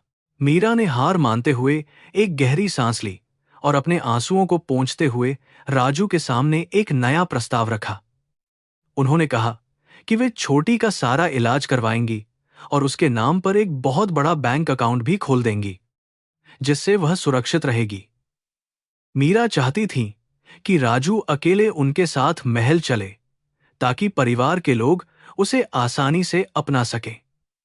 वे जानती थीं कि एक झुग्गी की बीमार बच्ची को अपने साथ महल ले जाना देव सिंघानिया के लिए बहुत बड़ा अपमान साबित होगा। राजू ने मीरा की आंखों में आंखें डालते हुए अपना अंतिम और सबसे बड़ा फैसला बहुत ही स्पष्ट रूप से सुना दिया। उसने कहा कि अगर वह सिंघानिया महल में कदम रखेगा, तो छोटी भी उसकी छोटी बहन बनकर पूरे सम्मान के साथ वहां जाएगी। अगर उस अमीर और शाही महल के दरवाजे इस गरीब बच्ची के लिए बंद है, तो वह भी वहां नहीं जाएगा। वह खुशी खुशी वापस धारावी के उन गंदे कचरे के ढेरों में लौट जाएगा और कभी अपनी उस दौलत की तरफ मुड़कर भी नहीं देखेगा। यह कोई धमकी नहीं थी, बल्कि एक भाई का अपनी बहन के प्रति वह अटल और सच्चा प्यार था, जिसे तोड़ा नहीं जा सकता था। राजू अपने शब्दों पर पूरी तरह से कायम था और उसने मुड़कर छोटी के कमरे की तरफ चलना शुरू कर दिया। मीरा वहीं खड़ी रह गईं और उनके पैरों के नीचे से जैसे जमीन खिसक गई, क्योंकि उनका बेटा एक बार फिर उनसे दूर जा रहा था। उन्हें समझ आ गया कि राजू को झुकाना या उसे लालच देना इस दुनिया में किसी के भी बस की बात नहीं है। मीरा अपने बेटे को बहुत ही हैरानी, गहरे गर्व और एक अजीब से डर के साथ लगातार देख रही थी। वे अपने उच्च समाज की कड़वी सच्चाई और अपने पति देव सिंघानिया के झूठे और क्रूर अहंकार को बहुत अच्छी तरह से जानती थीं। एक बीमार और गंदी झुग्गी की बच्ची को महल में ले जाना उनके परिवार में एक बहुत बड़ा और भयानक तूफान खड़ा कर देगा। लेकिन आरव के उस अटल और मजबूत चेहरे को देखकर उन्हें यह एहसास हो गया कि अब उनके पास कोई दूसरा रास्ता नहीं बचा है। मीरा ने दौड़कर राजू का हाथ पकड़ लिया और उसे छोटी के कमरे के अंदर जाने से पूरी तरह रोक दिया। उनकी आंखों से फिर आंसुओं की एक तेज धार बह निकली और उन्होंने कहा कि वे उसे अब कभी भी खुद से दूर नहीं जाने देंगी। मीरा ने अपना घमंड और समाज का डर पूरी तरह से छोड़ दिया और राजू के सामने अपनी हार मान ली। उन्होंने एक मां की हैसियत से कसम खाई कि चोटी अब से इस परिवार का एक बहुत ही महत्वपूर्ण और अभिन्न हिस्सा बनेगी। राजू ने जब मीरा की आंखों में वह सच्ची ममता और हार देखी तो उसका पत्थर जैसा सख्त दिल भी पिघल गया। धा रहा था, उसने पहली बार आगे बढ़कर अपनी इस असली मां को अपने गले से लगा लिया और उसके आंसू भी छलक पड़े। अस्पताल के उस शांत गलियारे में 15 साल का वह भयानक इंतजार और दर्द आज पूरी तरह से खत्म हो गया था। दोनों मां और बेटे एक दूसरे के गले लगकर बहुत देर तक खामोशी से रोते रहे, जैसे अपने सारे पिछले जन्मों के दुख को धो रहे हों। कुछ देर बाद दोनों छोटी के कमरे के अंदर गए, जहां वह बच्ची अपनी आंखें खोलकर उन्हें बहुत ही हैरानी से देख रही थी। राजू ने उसके पास बैठकर उसके माथे को चूमा और कहा कि अब उनके दुख के दिन हमेशा के लिए खत्म हो गए हैं। छोटी समझ नहीं पा रही थी कि यह अमीर औरत कौन है और राजू क्यों रो रहा है, लेकिन वह राजू के साथ खुश थी। मीरा ने छोटी के छोटे और कमजोर हाथों को चूमते हुए उसे अपनी बेटी के रूप में पूरी तरह स्वीकार कर लिया। बाहर बारिश फिर से शुरू हो गई थी, लेकिन आज यह बारिश दुख की नहीं बल्कि एक बहुत ही नई उम्मीद की बारिश थी। मीरा ने अस्पताल के कागजात पूरे किए और चोटी को बेहतर देखभाल के लिए एक विशेष एम्बुलेंस में शिफ्ट करने का इंतजाम किया। राजू ने अपने वे पुराने और फटे हुए कपड़े वहीं कूड़ेदान में फेंक दिए जो उसके पिछले और दर्दनाक जीवन की कड़वी याद थे। अब वह राजू नहीं था, बल्कि सिंघानिया खानदान का वारिस आरव था, जो अपनी बहन को एक नई जिंदगी देने जा रहा था। एम्बुलेंस जब मालाबार हिल के उस आलीशान सिंघानिया महल की तरफ बढ़ने लगी तो मीरा के दिल की धड़कनें बहुत तेज हो गईं। वे जानती थीं कि महल के बंद दरवाजों के पीछे एक बहुत ही भयानक और क्रूर तूफान उनका इंतजार कर रहा है। देव सिंघानिया का अहंकार और परिवार के ताने आरव और चोटी के लिए एक नई और खतरनाक लड़ाई खड़ी करने वाले थे। झुग्गी का वह अंधेरा और भयानक नरक तो पीछे छूट गया था, लेकिन महलों की यह झूठी और जहरीली दुनिया और भी ज्यादा खतरनाक साबित होने वाली थी। सिंघानिया महल के विशाल और लोहे के अलंकृत फाटकों के सामने जब एम्बुलेंस और मीरा की शानदार कार रुकी तो वहां तैनात सुरक्षाकर्मी दंग रह गए। उन्होंने कभी नहीं सोचा था कि उनके आलीशान और शाही महल की चौखट पर एक ऐसी एम्बुलेंस आएगी जिसमें झुग्गी बस्ती के लोग सवार होंगे। मीरा ने एक बहुत ही दृढ़ संकल्प के साथ कार से उतरकर राजू और छोटी को अंदर ले जाने का इशारा किया। महल की भव्यता और वहां की कृत्रिम रोशनी राजू की आंखों में चुभ रही थी, क्योंकि वह 15 सालों से केवल सूरज की तपिश और अंधेरे का आदी था। जैसे ही वे मुख्य हॉल में दाखिल हुए, देव सिंघानिया और उनके कई करीबी रिश्तेदार वहां पहले से ही मौजूद थे। देव की नजरें सीधे राजू के मैले जूतों और चोटी की दयनीय हालत पर टिकी थीं, जिससे उनके चेहरे पर नफरत के भाव साफ दिखाई दे रहे थे। उन्होंने अपनी पत्नी मीरा की तरफ एक बहुत ही तीखी और सवालिया नजर से देखा, मानो पूछ रहे हों कि वे इन कचरा बीनने वालों को यहां क्यों लाई हैं। पूरे हॉल में एक बहुत ही भारी और दमघोंटू सन्नाटा छाया हुआ था, जिसे केवल चोटी की धीमी सांसें ही मुश्किल से तोड़ पा रही थीं। मीरा ने आगे बढ़कर बहुत ही गर्व और भरे हुए गले से घोषणा की कि यह कोई मामूली लड़का नहीं, बल्कि उनका अपना बेटा आरव है। उन्होंने डीएनए रिपोर्ट को देव के सामने फेंक दिया और कहा कि आज उनके 15 साल का भयानक इंतजार भगवान की कृपा से खत्म हो गया है। देव ने कांपते हाथों से उस रिपोर्ट को उठाया और उसे पढ़ने लगे, जबकि उनके चेहरे का रंग धीरे धीरे पूरी तरह से उड़ गया था। रिश्तेदारों के बीच कानाफूसी शुरू हो गई और वे राजू को घृणा भरी नजरों से देखने लगे, जैसे वह कोई भयानक अछूत प्राणी हो। देव की बहन सुमित्रा ने अपनी नाक पर रुमाल रखा और बहुत ही कड़वाहट के साथ कहा कि क्या यह गंदगी अब सिंघानिया खानदान की वारिस बनेगी। उन्होंने राजू के कपड़ों से आती कचरे की बदबू और उसके खुरदरे हाथों का बहुत ही भद्दा मजाक उड़ाया, जिससे राजू को गहरा अपमान महसूस हुआ।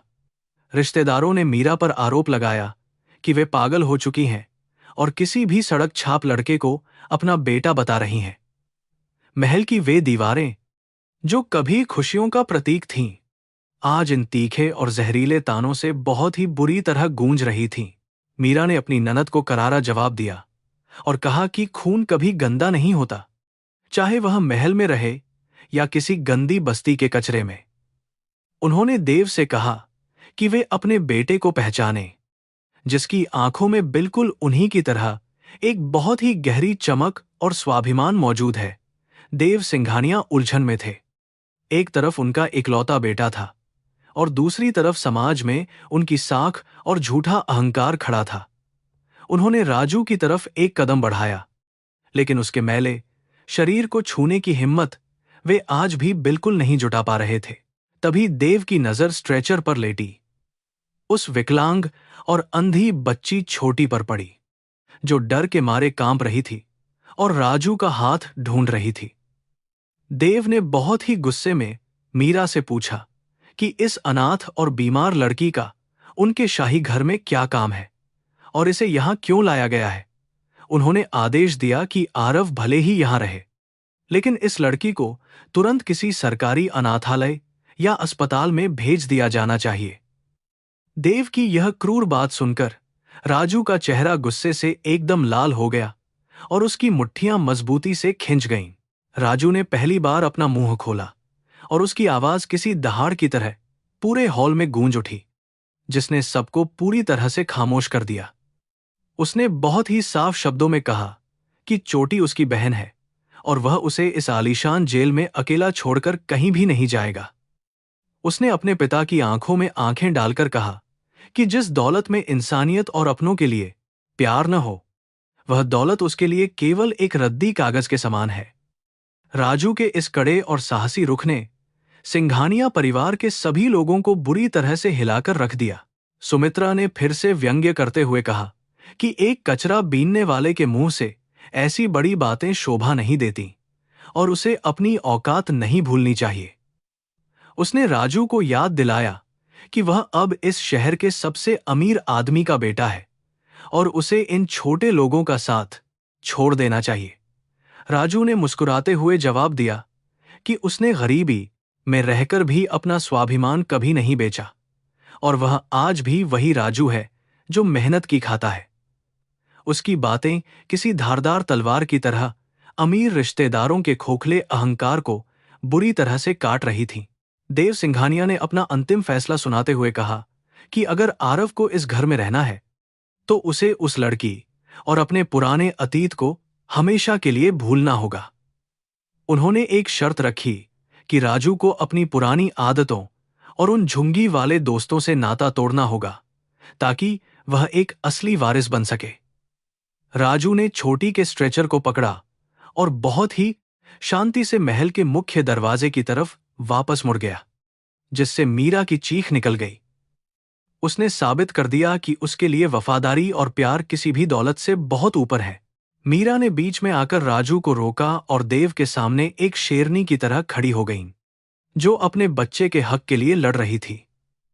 उन्होंने देव को चेतावनी दी कि अगर आज उनके बेटे और उस मासूम बच्ची को सम्मान नहीं मिला तो वे भी आज इसी वक्त यह महल हमेशा के लिए छोड़ देंगी। मीरा का यह विद्रोही रूप देखकर देव सिंघानिया पूरी तरह से दंग रह गए, क्योंकि उन्होंने अपनी पत्नी को कभी इतना कठोर नहीं देखा था। परिवार के बड़े बुजुर्गों ने बीच बचाव करने की कोशिश की, लेकिन मीरा अपने फैसले पर एकदम अटल और अडिग बनी रहीं। आखिरकार समाज के डर और मीरा के दृढ़ निश्चय के सामने देव सिंघानिया को झुकना पड़ा और उन्होंने भारी मन से छोटी को वहां रहने की अनुमति दे दी। राजू और छोटी को महल के एक अलग और दूर वाले हिस्से में कमरा दिया गया ताकि वे मुख्य परिवार के सदस्यों के सामने न आए।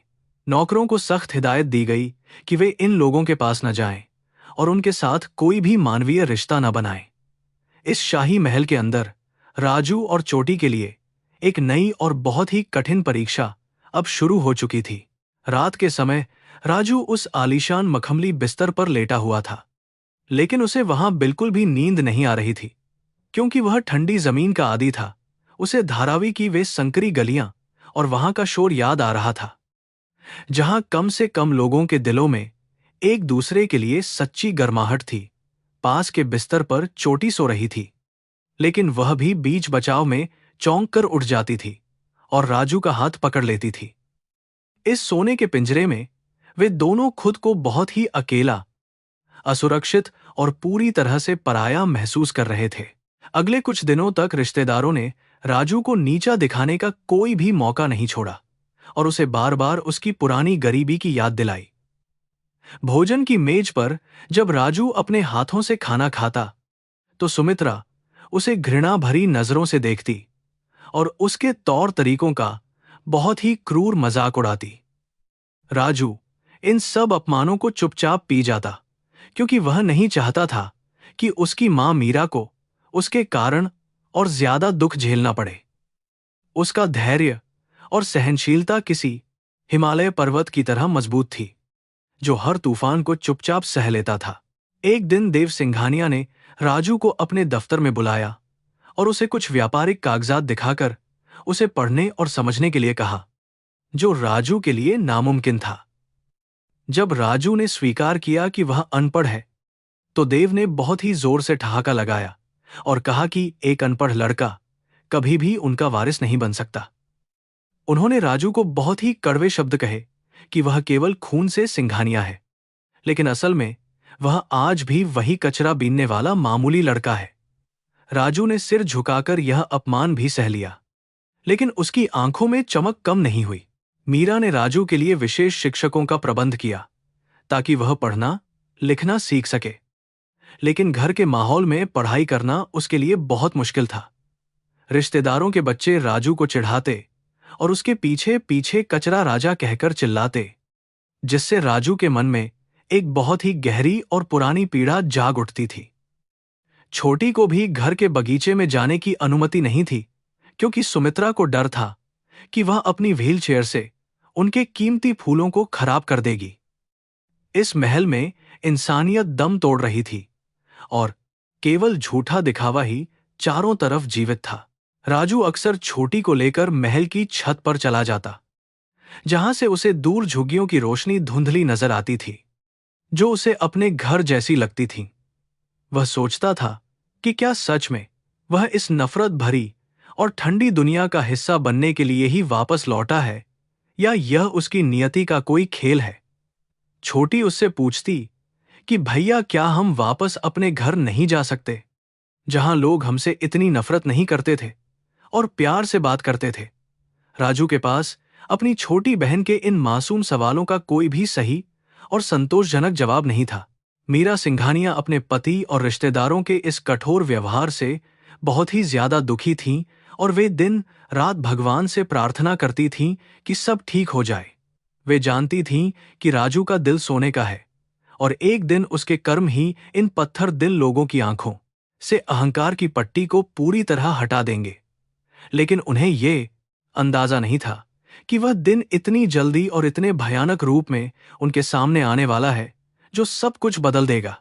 महल के भीतर एक बहुत ही गहरा और डरावना तूफान धीरे धीरे अपनी पूरी ताकत के साथ आकार ले रहा था। घर के पुराने नौकरों में से एक, रामू काका, राजू की सादगी और उसके दयालु स्वभाव से बहुत ज्यादा प्रभावित थे और वे चुपके से उसकी मदद किया करते थे। उन्होंने राजू को बताया कि इस महल की नींव में बहुत सारे राज दबे हुए हैं और यहां केवल पैसे की ही सबसे बड़ी और एकमात्र पूजा की जाती है। रामू काका ने राजू को सावधान रहने की सलाह दी, क्योंकि परिवार के कुछ लोग उसे रास्ते से हटाने की साजिशें भी रच सकते थे। राजू ने काका की बात को गंभीरता से लिया और वह और भी ज्यादा सतर्क रहने लगा। एक शाम जब महल में एक बहुत बड़ी बिजनेस पार्टी चल रही थी, तो सुमित्रा ने जानबूझकर राजू को मेहमानों के सामने बुलाया ताकि उसका मजाक उड़ाया जा सके। उसने राजू से कहा कि वह मेहमानों को बताए कि कचरे के ढेर में सबसे कीमती चीज क्या मिलती है और वह कैसे अपना गुजारा करता था। राजू वहां खड़ा हुआ और उसने बहुत ही शांति से मेहमानों को बताया कि कचरे में सबसे कीमती चीज इंसानियत और संतोष की भावना होती है। उसकी इस गहरी और दार्शनिक बात ने वहां मौजूद सभी अमीर और रसूखदार लोगों को पूरी तरह से निरुत्तर कर दिया। देव सिंघानिया अपने बेटे की इस बुद्धिमानी और उसके शांत व्यवहार को देखकर अंदर ही अंदर बहुत ही ज्यादा प्रभावित हो रहे थे, लेकिन उनका अहंकार अभी भी बीच में आ रहा था। वे देख रहे थे कि कैसे राजू बिना किसी ट्रेनिंग के भी लोगों का दिल जीत रहा है और उसके व्यक्तित्व में एक अजीब सा आकर्षण और चुंबकीय शक्ति है। लेकिन सुमित्रा और दूसरे रिश्तेदारों ने देव के कान भरना जारी रखा और कहा कि राजू उनकी संपत्ति को लुटा देगा और उन्हें बर्बाद कर देगा। महल के भीतर यह मानसिक युद्ध अब अपने चरम बिंदु पर पहुंच चुका था। उस रात जब पूरा महल गहरी नींद में सोया हुआ था, राजू को अचानक रसोई के पास से कुछ संदिग्ध आहट सुनाई दी और उसे खतरे का एहसास हुआ। वह धीरे से उठा और उसने देखा कि घर के बिजली के तारों के साथ कोई छेड़छाड़ कर रहा था, जिससे चिंगारियां निकल रही थीं और धुआं फैल रहा था। उसे समझ आ गया कि यह कोई दुर्घटना नहीं, बल्कि किसी की बहुत बड़ी और सोची समझी साजिश थी जो सबको जलाना चाहती थी। राजू ने तुरंत सबको जगाने की कोशिश की, लेकिन तब तक आग की लपटें तेजी से फैलने लगी थीं। आग ने देखते ही देखते महल के मुख्य हिस्से को अपनी चपेट में ले लिया और चारों तरफ चीख, पुकार और भयानक अफरा तफरी का माहौल पैदा हो गया। देव सिंघानिया अपने कमरे में धुएं के कारण बेहोश हो गए थे और उनके कमरे का दरवाजा बाहर से किसी ने बहुत मजबूती से जाम कर दिया था। राजू ने अपनी जान की परवाह किए बिना आग की लपटों के बीच छलांग लगा दी ताकि वह अपने उस पिता को बचा सके जिसने उसे नफरत दी थी। यह उसके जीवन की सबसे बड़ी और अंतिम परीक्षा थी जो उसका भाग्य लिखने वाली थी। महल के अंदर आग की लपटें किसी भूखे दानव की तरह सब कुछ निगल रही थीं। चारों तरफ भयानक धुआं और गर्मी थी, जिससे सांस लेना भी नामुमकिन हो रहा था। राजू ने अपनी परवाह किए बिना उस आग के समंदर में छलांग लगा दी। उसे बस अपने पिता देव सिंघानिया को बचाना था, जो अंदर फंसे हुए थे। छत से जलती हुई लकड़ियां गिर रही थीं और कांच के बड़े झूमर टूटकर फर्श पर बिखर रहे थे, लेकिन राजू के कदम नहीं रुके। उसका लक्ष्य बिल्कुल साफ था और वह मौत के मुंह में तेजी से आगे बढ़ता जा रहा था।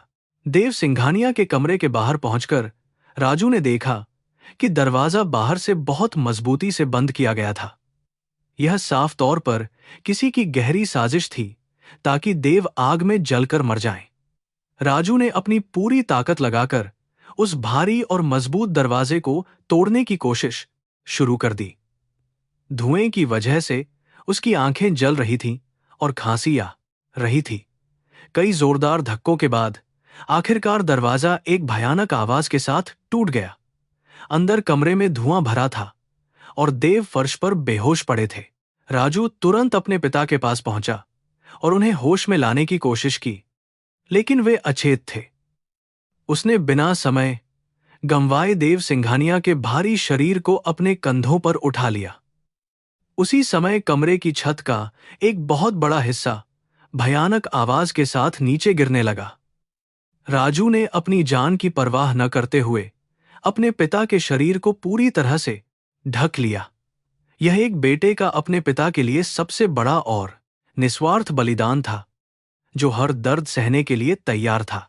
जलती हुई लकड़ी का वह भारी और गर्म टुकड़ा सीधे राजू की पीठ पर आ गिरा। राजू के मुंह से दर्द की एक बहुत तेज चीख निकल गई, क्योंकि उसकी त्वचा बुरी तरह से जलने लगी थी। लेकिन उसने अपने पिता को जमीन पर नहीं गिरने दिया और दर्द को बर्दाश्त करता रहा। आग की लपटें उसके कपड़ों तक पहुंच गई थीं, लेकिन उसका हौसला आग से भी ज्यादा मजबूत था। अपनी जली हुई पीठ के साथ राजू अपने बेहोश पिता को उठाकर उस भयानक आग से बाहर निकालने के लिए चल पड़ा। बाहर लॉन में खड़ी मीरा और घर के बाकी नौकर पागलों की तरह रो रहे थे और मदद की गुहार लगा रहे थे। फायर ब्रिगेड की गाड़ियां अभी तक वहां नहीं पहुंच पाई थीं और महल जलकर खाक हो रहा था। तभी सबने देखा कि मुख्य दरवाजे की भयानक आग और धुएं के बीच से एक परछाई बाहर आ रही है। वह राजू था, जो पूरी तरह से झुलस चुका था, लेकिन उसने देव सिंघानिया को अपने कंधों पर सुरक्षित उठाया हुआ था। यह दृश्य देखकर वहां मौजूद हर इंसान पूरी तरह से सन्न रह गया। सुरक्षित जगह पर पहुंचते ही राजू ने बहुत सावधानी से अपने पिता को घास पर लेटा दिया। उसके शरीर से खून और मांस जलने की भयानक बदबू आ रही थी और वह दर्द से कांप रहा था। देव को बचाने के बाद राजू की सारी ताकत खत्म हो गई और वह वहीं बेहोश होकर जमीन पर गिर पड़ा। मीरा चीखती हुई अपने बेटे की तरफ दौड़ी और उसके जले हुए शरीर को देखकर पागलों की तरह रोने लगी। चोटी भी अपनी व्हीलचेयर से गिर पड़ी और घिसटते हुए अपने प्यारे भाई के पास पहुंचने की कोशिश करने लगी। एम्बुलेंस की सायरन की आवाज से पूरा इलाका गूंज उठा और चिकित्साकर्मी तुरंत मदद के लिए दौड़ पड़े। देव सिंघानिया और राजू दोनों को तुरंत स्ट्रेचर पर डालकर शहर के सबसे अच्छे अस्पताल की तरफ ले जाया गया। मीरा के लिए यह रात 15 साल पहले वाली उस भयानक रात से भी ज्यादा डरावनी और दर्दनाक साबित हो रही थी। वह भगवान से प्रार्थना कर रही थी कि उनके बेटे को कुछ न हो, जिसने आज इंसानियत की सबसे बड़ी मिसाल पेश की थी। चोटी लगातार रो रही थी और राजू का नाम पुकार रही थी। अस्पताल के आईसीयू में देव सिंघानिया को जब होश आया तो उन्होंने खुद को ऑक्सीजन मास्क के साथ बिस्तर पर पाया। उन्हें कुछ समझ नहीं आ रहा था कि वे उस भयानक आग से कैसे बचकर बाहर निकले हैं। मीरा उनके पास बैठी थी और उनकी आंखें रो रोकर पूरी तरह से लाल हो चुकी थीं। देव ने कमजोर आवाज में पूछा कि उन्हें आग से किसने बाहर निकाला है। मीरा ने रोते हुए बताया कि राजू ने अपनी जान की बाजी लगाकर उन्हें बचाया है और अब वह खुद जिंदगी और मौत के बीच बुरी तरह झूल रहा है। यह सच्चाई सुनकर देव सिंघानिया का वह झूठा अहंकार और घमंड एक ही पल में पूरी तरह से चकनाचूर हो गया। जिस लड़के को उन्होंने कचरा बीनने वाला कहकर बेइज्जत किया था, उसी ने आज उन्हें जीवन दान दिया था। देव को अपनी उन सभी कड़वी बातों पर बहुत ज्यादा पछतावा होने लगा जो उन्होंने राजू को कही थीं। उनका दिल गहरे घाव की तरह दर्द कर रहा था और उनके आंसुओं ने दौलत के अंधेपन को पूरी तरह से धो डाला था। उन्हें अपनी बहुत बड़ी गलती का एहसास हो गया था। देव ने अपनी परवाह किए बिना डॉक्टरों से मिन्नतें की कि उन्हें तुरंत राजू के कमरे में ले जाया जाए। व्हीलचेयर पर बैठकर जब देव उस कांच के कमरे के बाहर पहुंचे तो अंदर का नजारा देखकर वे टूट गए। राजू का पूरा शरीर सफेद पट्टियों से बंधा हुआ था और उसे कई सारी मशीनें जीवन देने की कोशिश कर रही थीं। उसकी पीठ पर आग के जो भयानक घाव थे, वे देव सिंघानिया के लालच और घमंड की ही सबसे बड़ी सजा थे। देव का दिल अपने इस महान बेटे के सामने पूरी तरह से नतमस्तक हो गया था। देव ने डॉक्टर से इजाजत ली और बहुत ही कांपते हुए कदमों से राजू के बिस्तर के पास जाकर खड़े हो गए। उन्होंने राजू के उस हाथ को छुआ जो आग से बच गया था और फूट फूट कर एक बच्चे की तरह रोने लगे। देव ने भगवान से प्रार्थना की कि वे राजू की सारी तकलीफें उन्हें दे दें और इस मासूम की जान बख्श दें।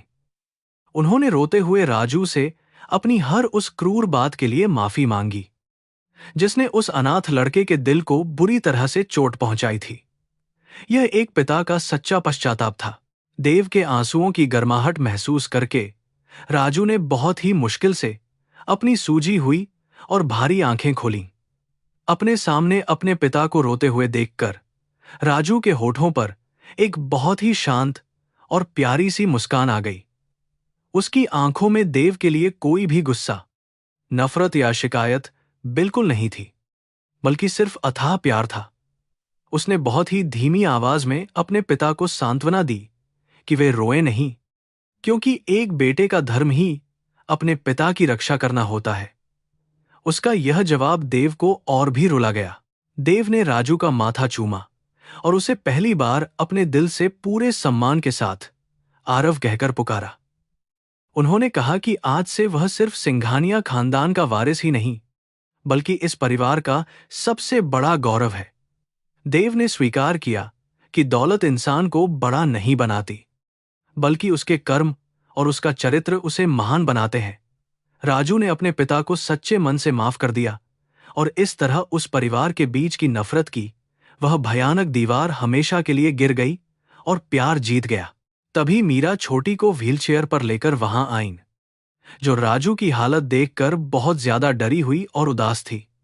देव सिंघानिया अपनी व्हीलचेयर से उठे और उन्होंने उस विकलांग बच्ची के सामने झुककर उसके दोनों हाथों को प्यार से चूम लिया। देव ने छोटी से कहा कि वह अब कोई अनाथ बच्ची नहीं है, बल्कि आज से वह देव सिंघानिया की अपनी लाडली बेटी है। उन्होंने वादा किया कि वे दुनिया के सबसे अच्छे डॉक्टरों से उसका पूरा इलाज करवाएंगे और उसे हर खुशी देंगे। यह सुनकर राजू की आंखों में भी खुशी के आंसू आ गए। कुछ दिनों बाद पुलिस की जांच रिपोर्ट सामने आई, जिसने सिंघानिया परिवार के एक और बहुत भयानक और काले सच को उजागर कर दिया। रिपोर्ट में साबित हो गया कि महल में लगी वह भयानक आग कोई दुर्घटना नहीं थी, बल्कि एक सोची समझी साजिश थी। देव की बहन सुमित्रा और अन्य लालची रिश्तेदारों ने देव को मारने और सारा इल्जाम राजू पर लगाने के लिए यह आग लगवाई थी। वे चाहते थे कि देव की मौत हो जाए और राजू जेल चला जाए, ताकि वे लोग सारी दौलत आसानी से हड़प सकें। यह सच देव के लिए एक बड़ा झटका था। पुलिस ने तुरंत कार्रवाई करते हुए सुमित्रा और उन सभी गद्दार रिश्तेदारों को गिरफ्तार कर लिया और उन्हें जेल में डाल दिया। देव को यह बात समझ में आ गई कि जिन लोगों से उनका खून का रिश्ता था, वे उनके खून के प्यासे निकले, और जिस लड़के को उन्होंने कचरे वाला कहकर घर से बाहर निकालने की कोशिश की थी, उसी ने आग में कूदकर उनकी जान बचाई। नियति ने देव सिंघानिया को उनके अच्छे और बुरे कर्मों का फल बहुत ही भयानक और स्पष्ट तरीके से उनके सामने लाकर रख दिया था। समय के साथ राजू के घाव भरने लगे। हालांकि आग के कुछ गहरे निशान उसकी पीठ पर हमेशा के लिए रह गए, लेकिन ये निशान किसी बदसूरती के नहीं, बल्कि उसके अदम्य साहस, उसके महान बलिदान और उसके निस्वार्थ प्यार के गर्वित प्रतीक थे। चोटी का विदेश से आए डॉक्टरों द्वारा बहुत ही सफल ऑपरेशन किया गया और वह धीरे धीरे अपने पैरों पर चलने के काबिल हो गई। उसकी आंखों की रोशनी तो वापस नहीं आ सकी, लेकिन राजू और देव के प्यार ने उसकी दुनिया को पूरी तरह से रोशन और खुशहाल बना दिया था। पूरी तरह स्वस्थ होने के बाद राजू को सिंघानिया समूह का मुख्य उत्तराधिकारी और निर्देशक आधिकारिक रूप से घोषित किया गया। लेकिन राजू ने व्यापार को देव के उस पुराने, क्रूर और लालची तरीके से चलाने से पूरी तरह इनकार कर दिया। उसने कंपनी की नीतियों को बदला और मजदूरों के हकों, उनके सम्मान और उनकी भलाई को सबसे ऊपर रखने का फैसला किया। राजू के इस नए और दयालु नेतृत्व ने व्यापार को घाटे में ले जाने के बजाय उसे नई ऊंचाइयों पर पहुंचा दिया और बाजार में उनकी इज्जत पहले से कहीं ज्यादा बढ़ गई। राजू ने अपनी बहन की याद में छोटी फाउंडेशन नाम से एक बहुत बड़ी और विश्वस्तरीय संस्था की स्थापना की। इस संस्था का मुख्य उद्देश्य धारावी जैसी गंदी बस्तियों के गरीब, अनाथ और बेसहारा बच्चों को मुफ्त शिक्षा और बेहतरीन चिकित्सा प्रदान करना था। राजू नहीं चाहता था कि कोई और बच्चा कचरे के ढेर में अपनी जिंदगी बर्बाद करे या पैसों के अभाव में उसकी जान जाए। सिंघानिया परिवार की वह अंधी दौलत अब एक बहुत ही पवित्र काम में लग रही थी, जो हजारों लोगों का अंधकारमय जीवन बदल रही थी। एक दिन राजू अपनी शानदार कार में बैठकर वापस धारावी की उसी भयानक और पुरानी बस्ती में गया, जहां वह पला था। लेकिन इस बार वह कचरा बीनने या अपमान सहने के लिए नहीं गया था, बल्कि वहां एक बड़ा अस्पताल और स्कूल खोलने गया था।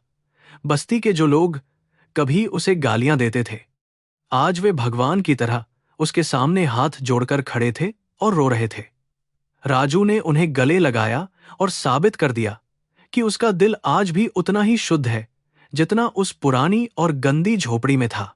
सिंघानिया महल को फिर से बनाया गया, लेकिन इस बार इसकी नींव में अहंकार नहीं, बल्कि प्यार, करुणा और सच्चाई मौजूद थी।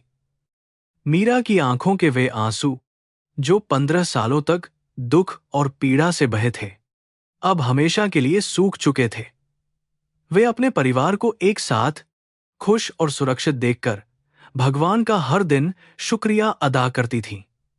राजू और चोटी की वजह से उस बेजान महल में असली खुशियां, बच्चों की हंसी और एक दूसरे के प्रति सम्मान का खूबसूरत और पवित्र माहौल पूरी तरह से लौट आया था। कर्म का वह चक्र जो 15 साल पहले एक भयानक अपहरण के साथ शुरू हुआ था, आज बहुत ही खूबसूरती से पूरा हो गया था। भगवान ने राजू को उस नरक में इसलिए भेजा था ताकि वह दुनिया को यह बता सके कि इंसानियत हर चीज से ऊपर है। सच्ची दौलत बैंक के खातों में नहीं, बल्कि उन चेहरों की मुस्कान में है जिन्हें आप अपने अच्छे और निस्वार्थ कर्मों से खुश करते हैं। यह कहानी एक मां के प्यार, एक बेटे के बलिदान और कर्मों के उस महान न्याय की है जो हमेशा सच का साथ देता है।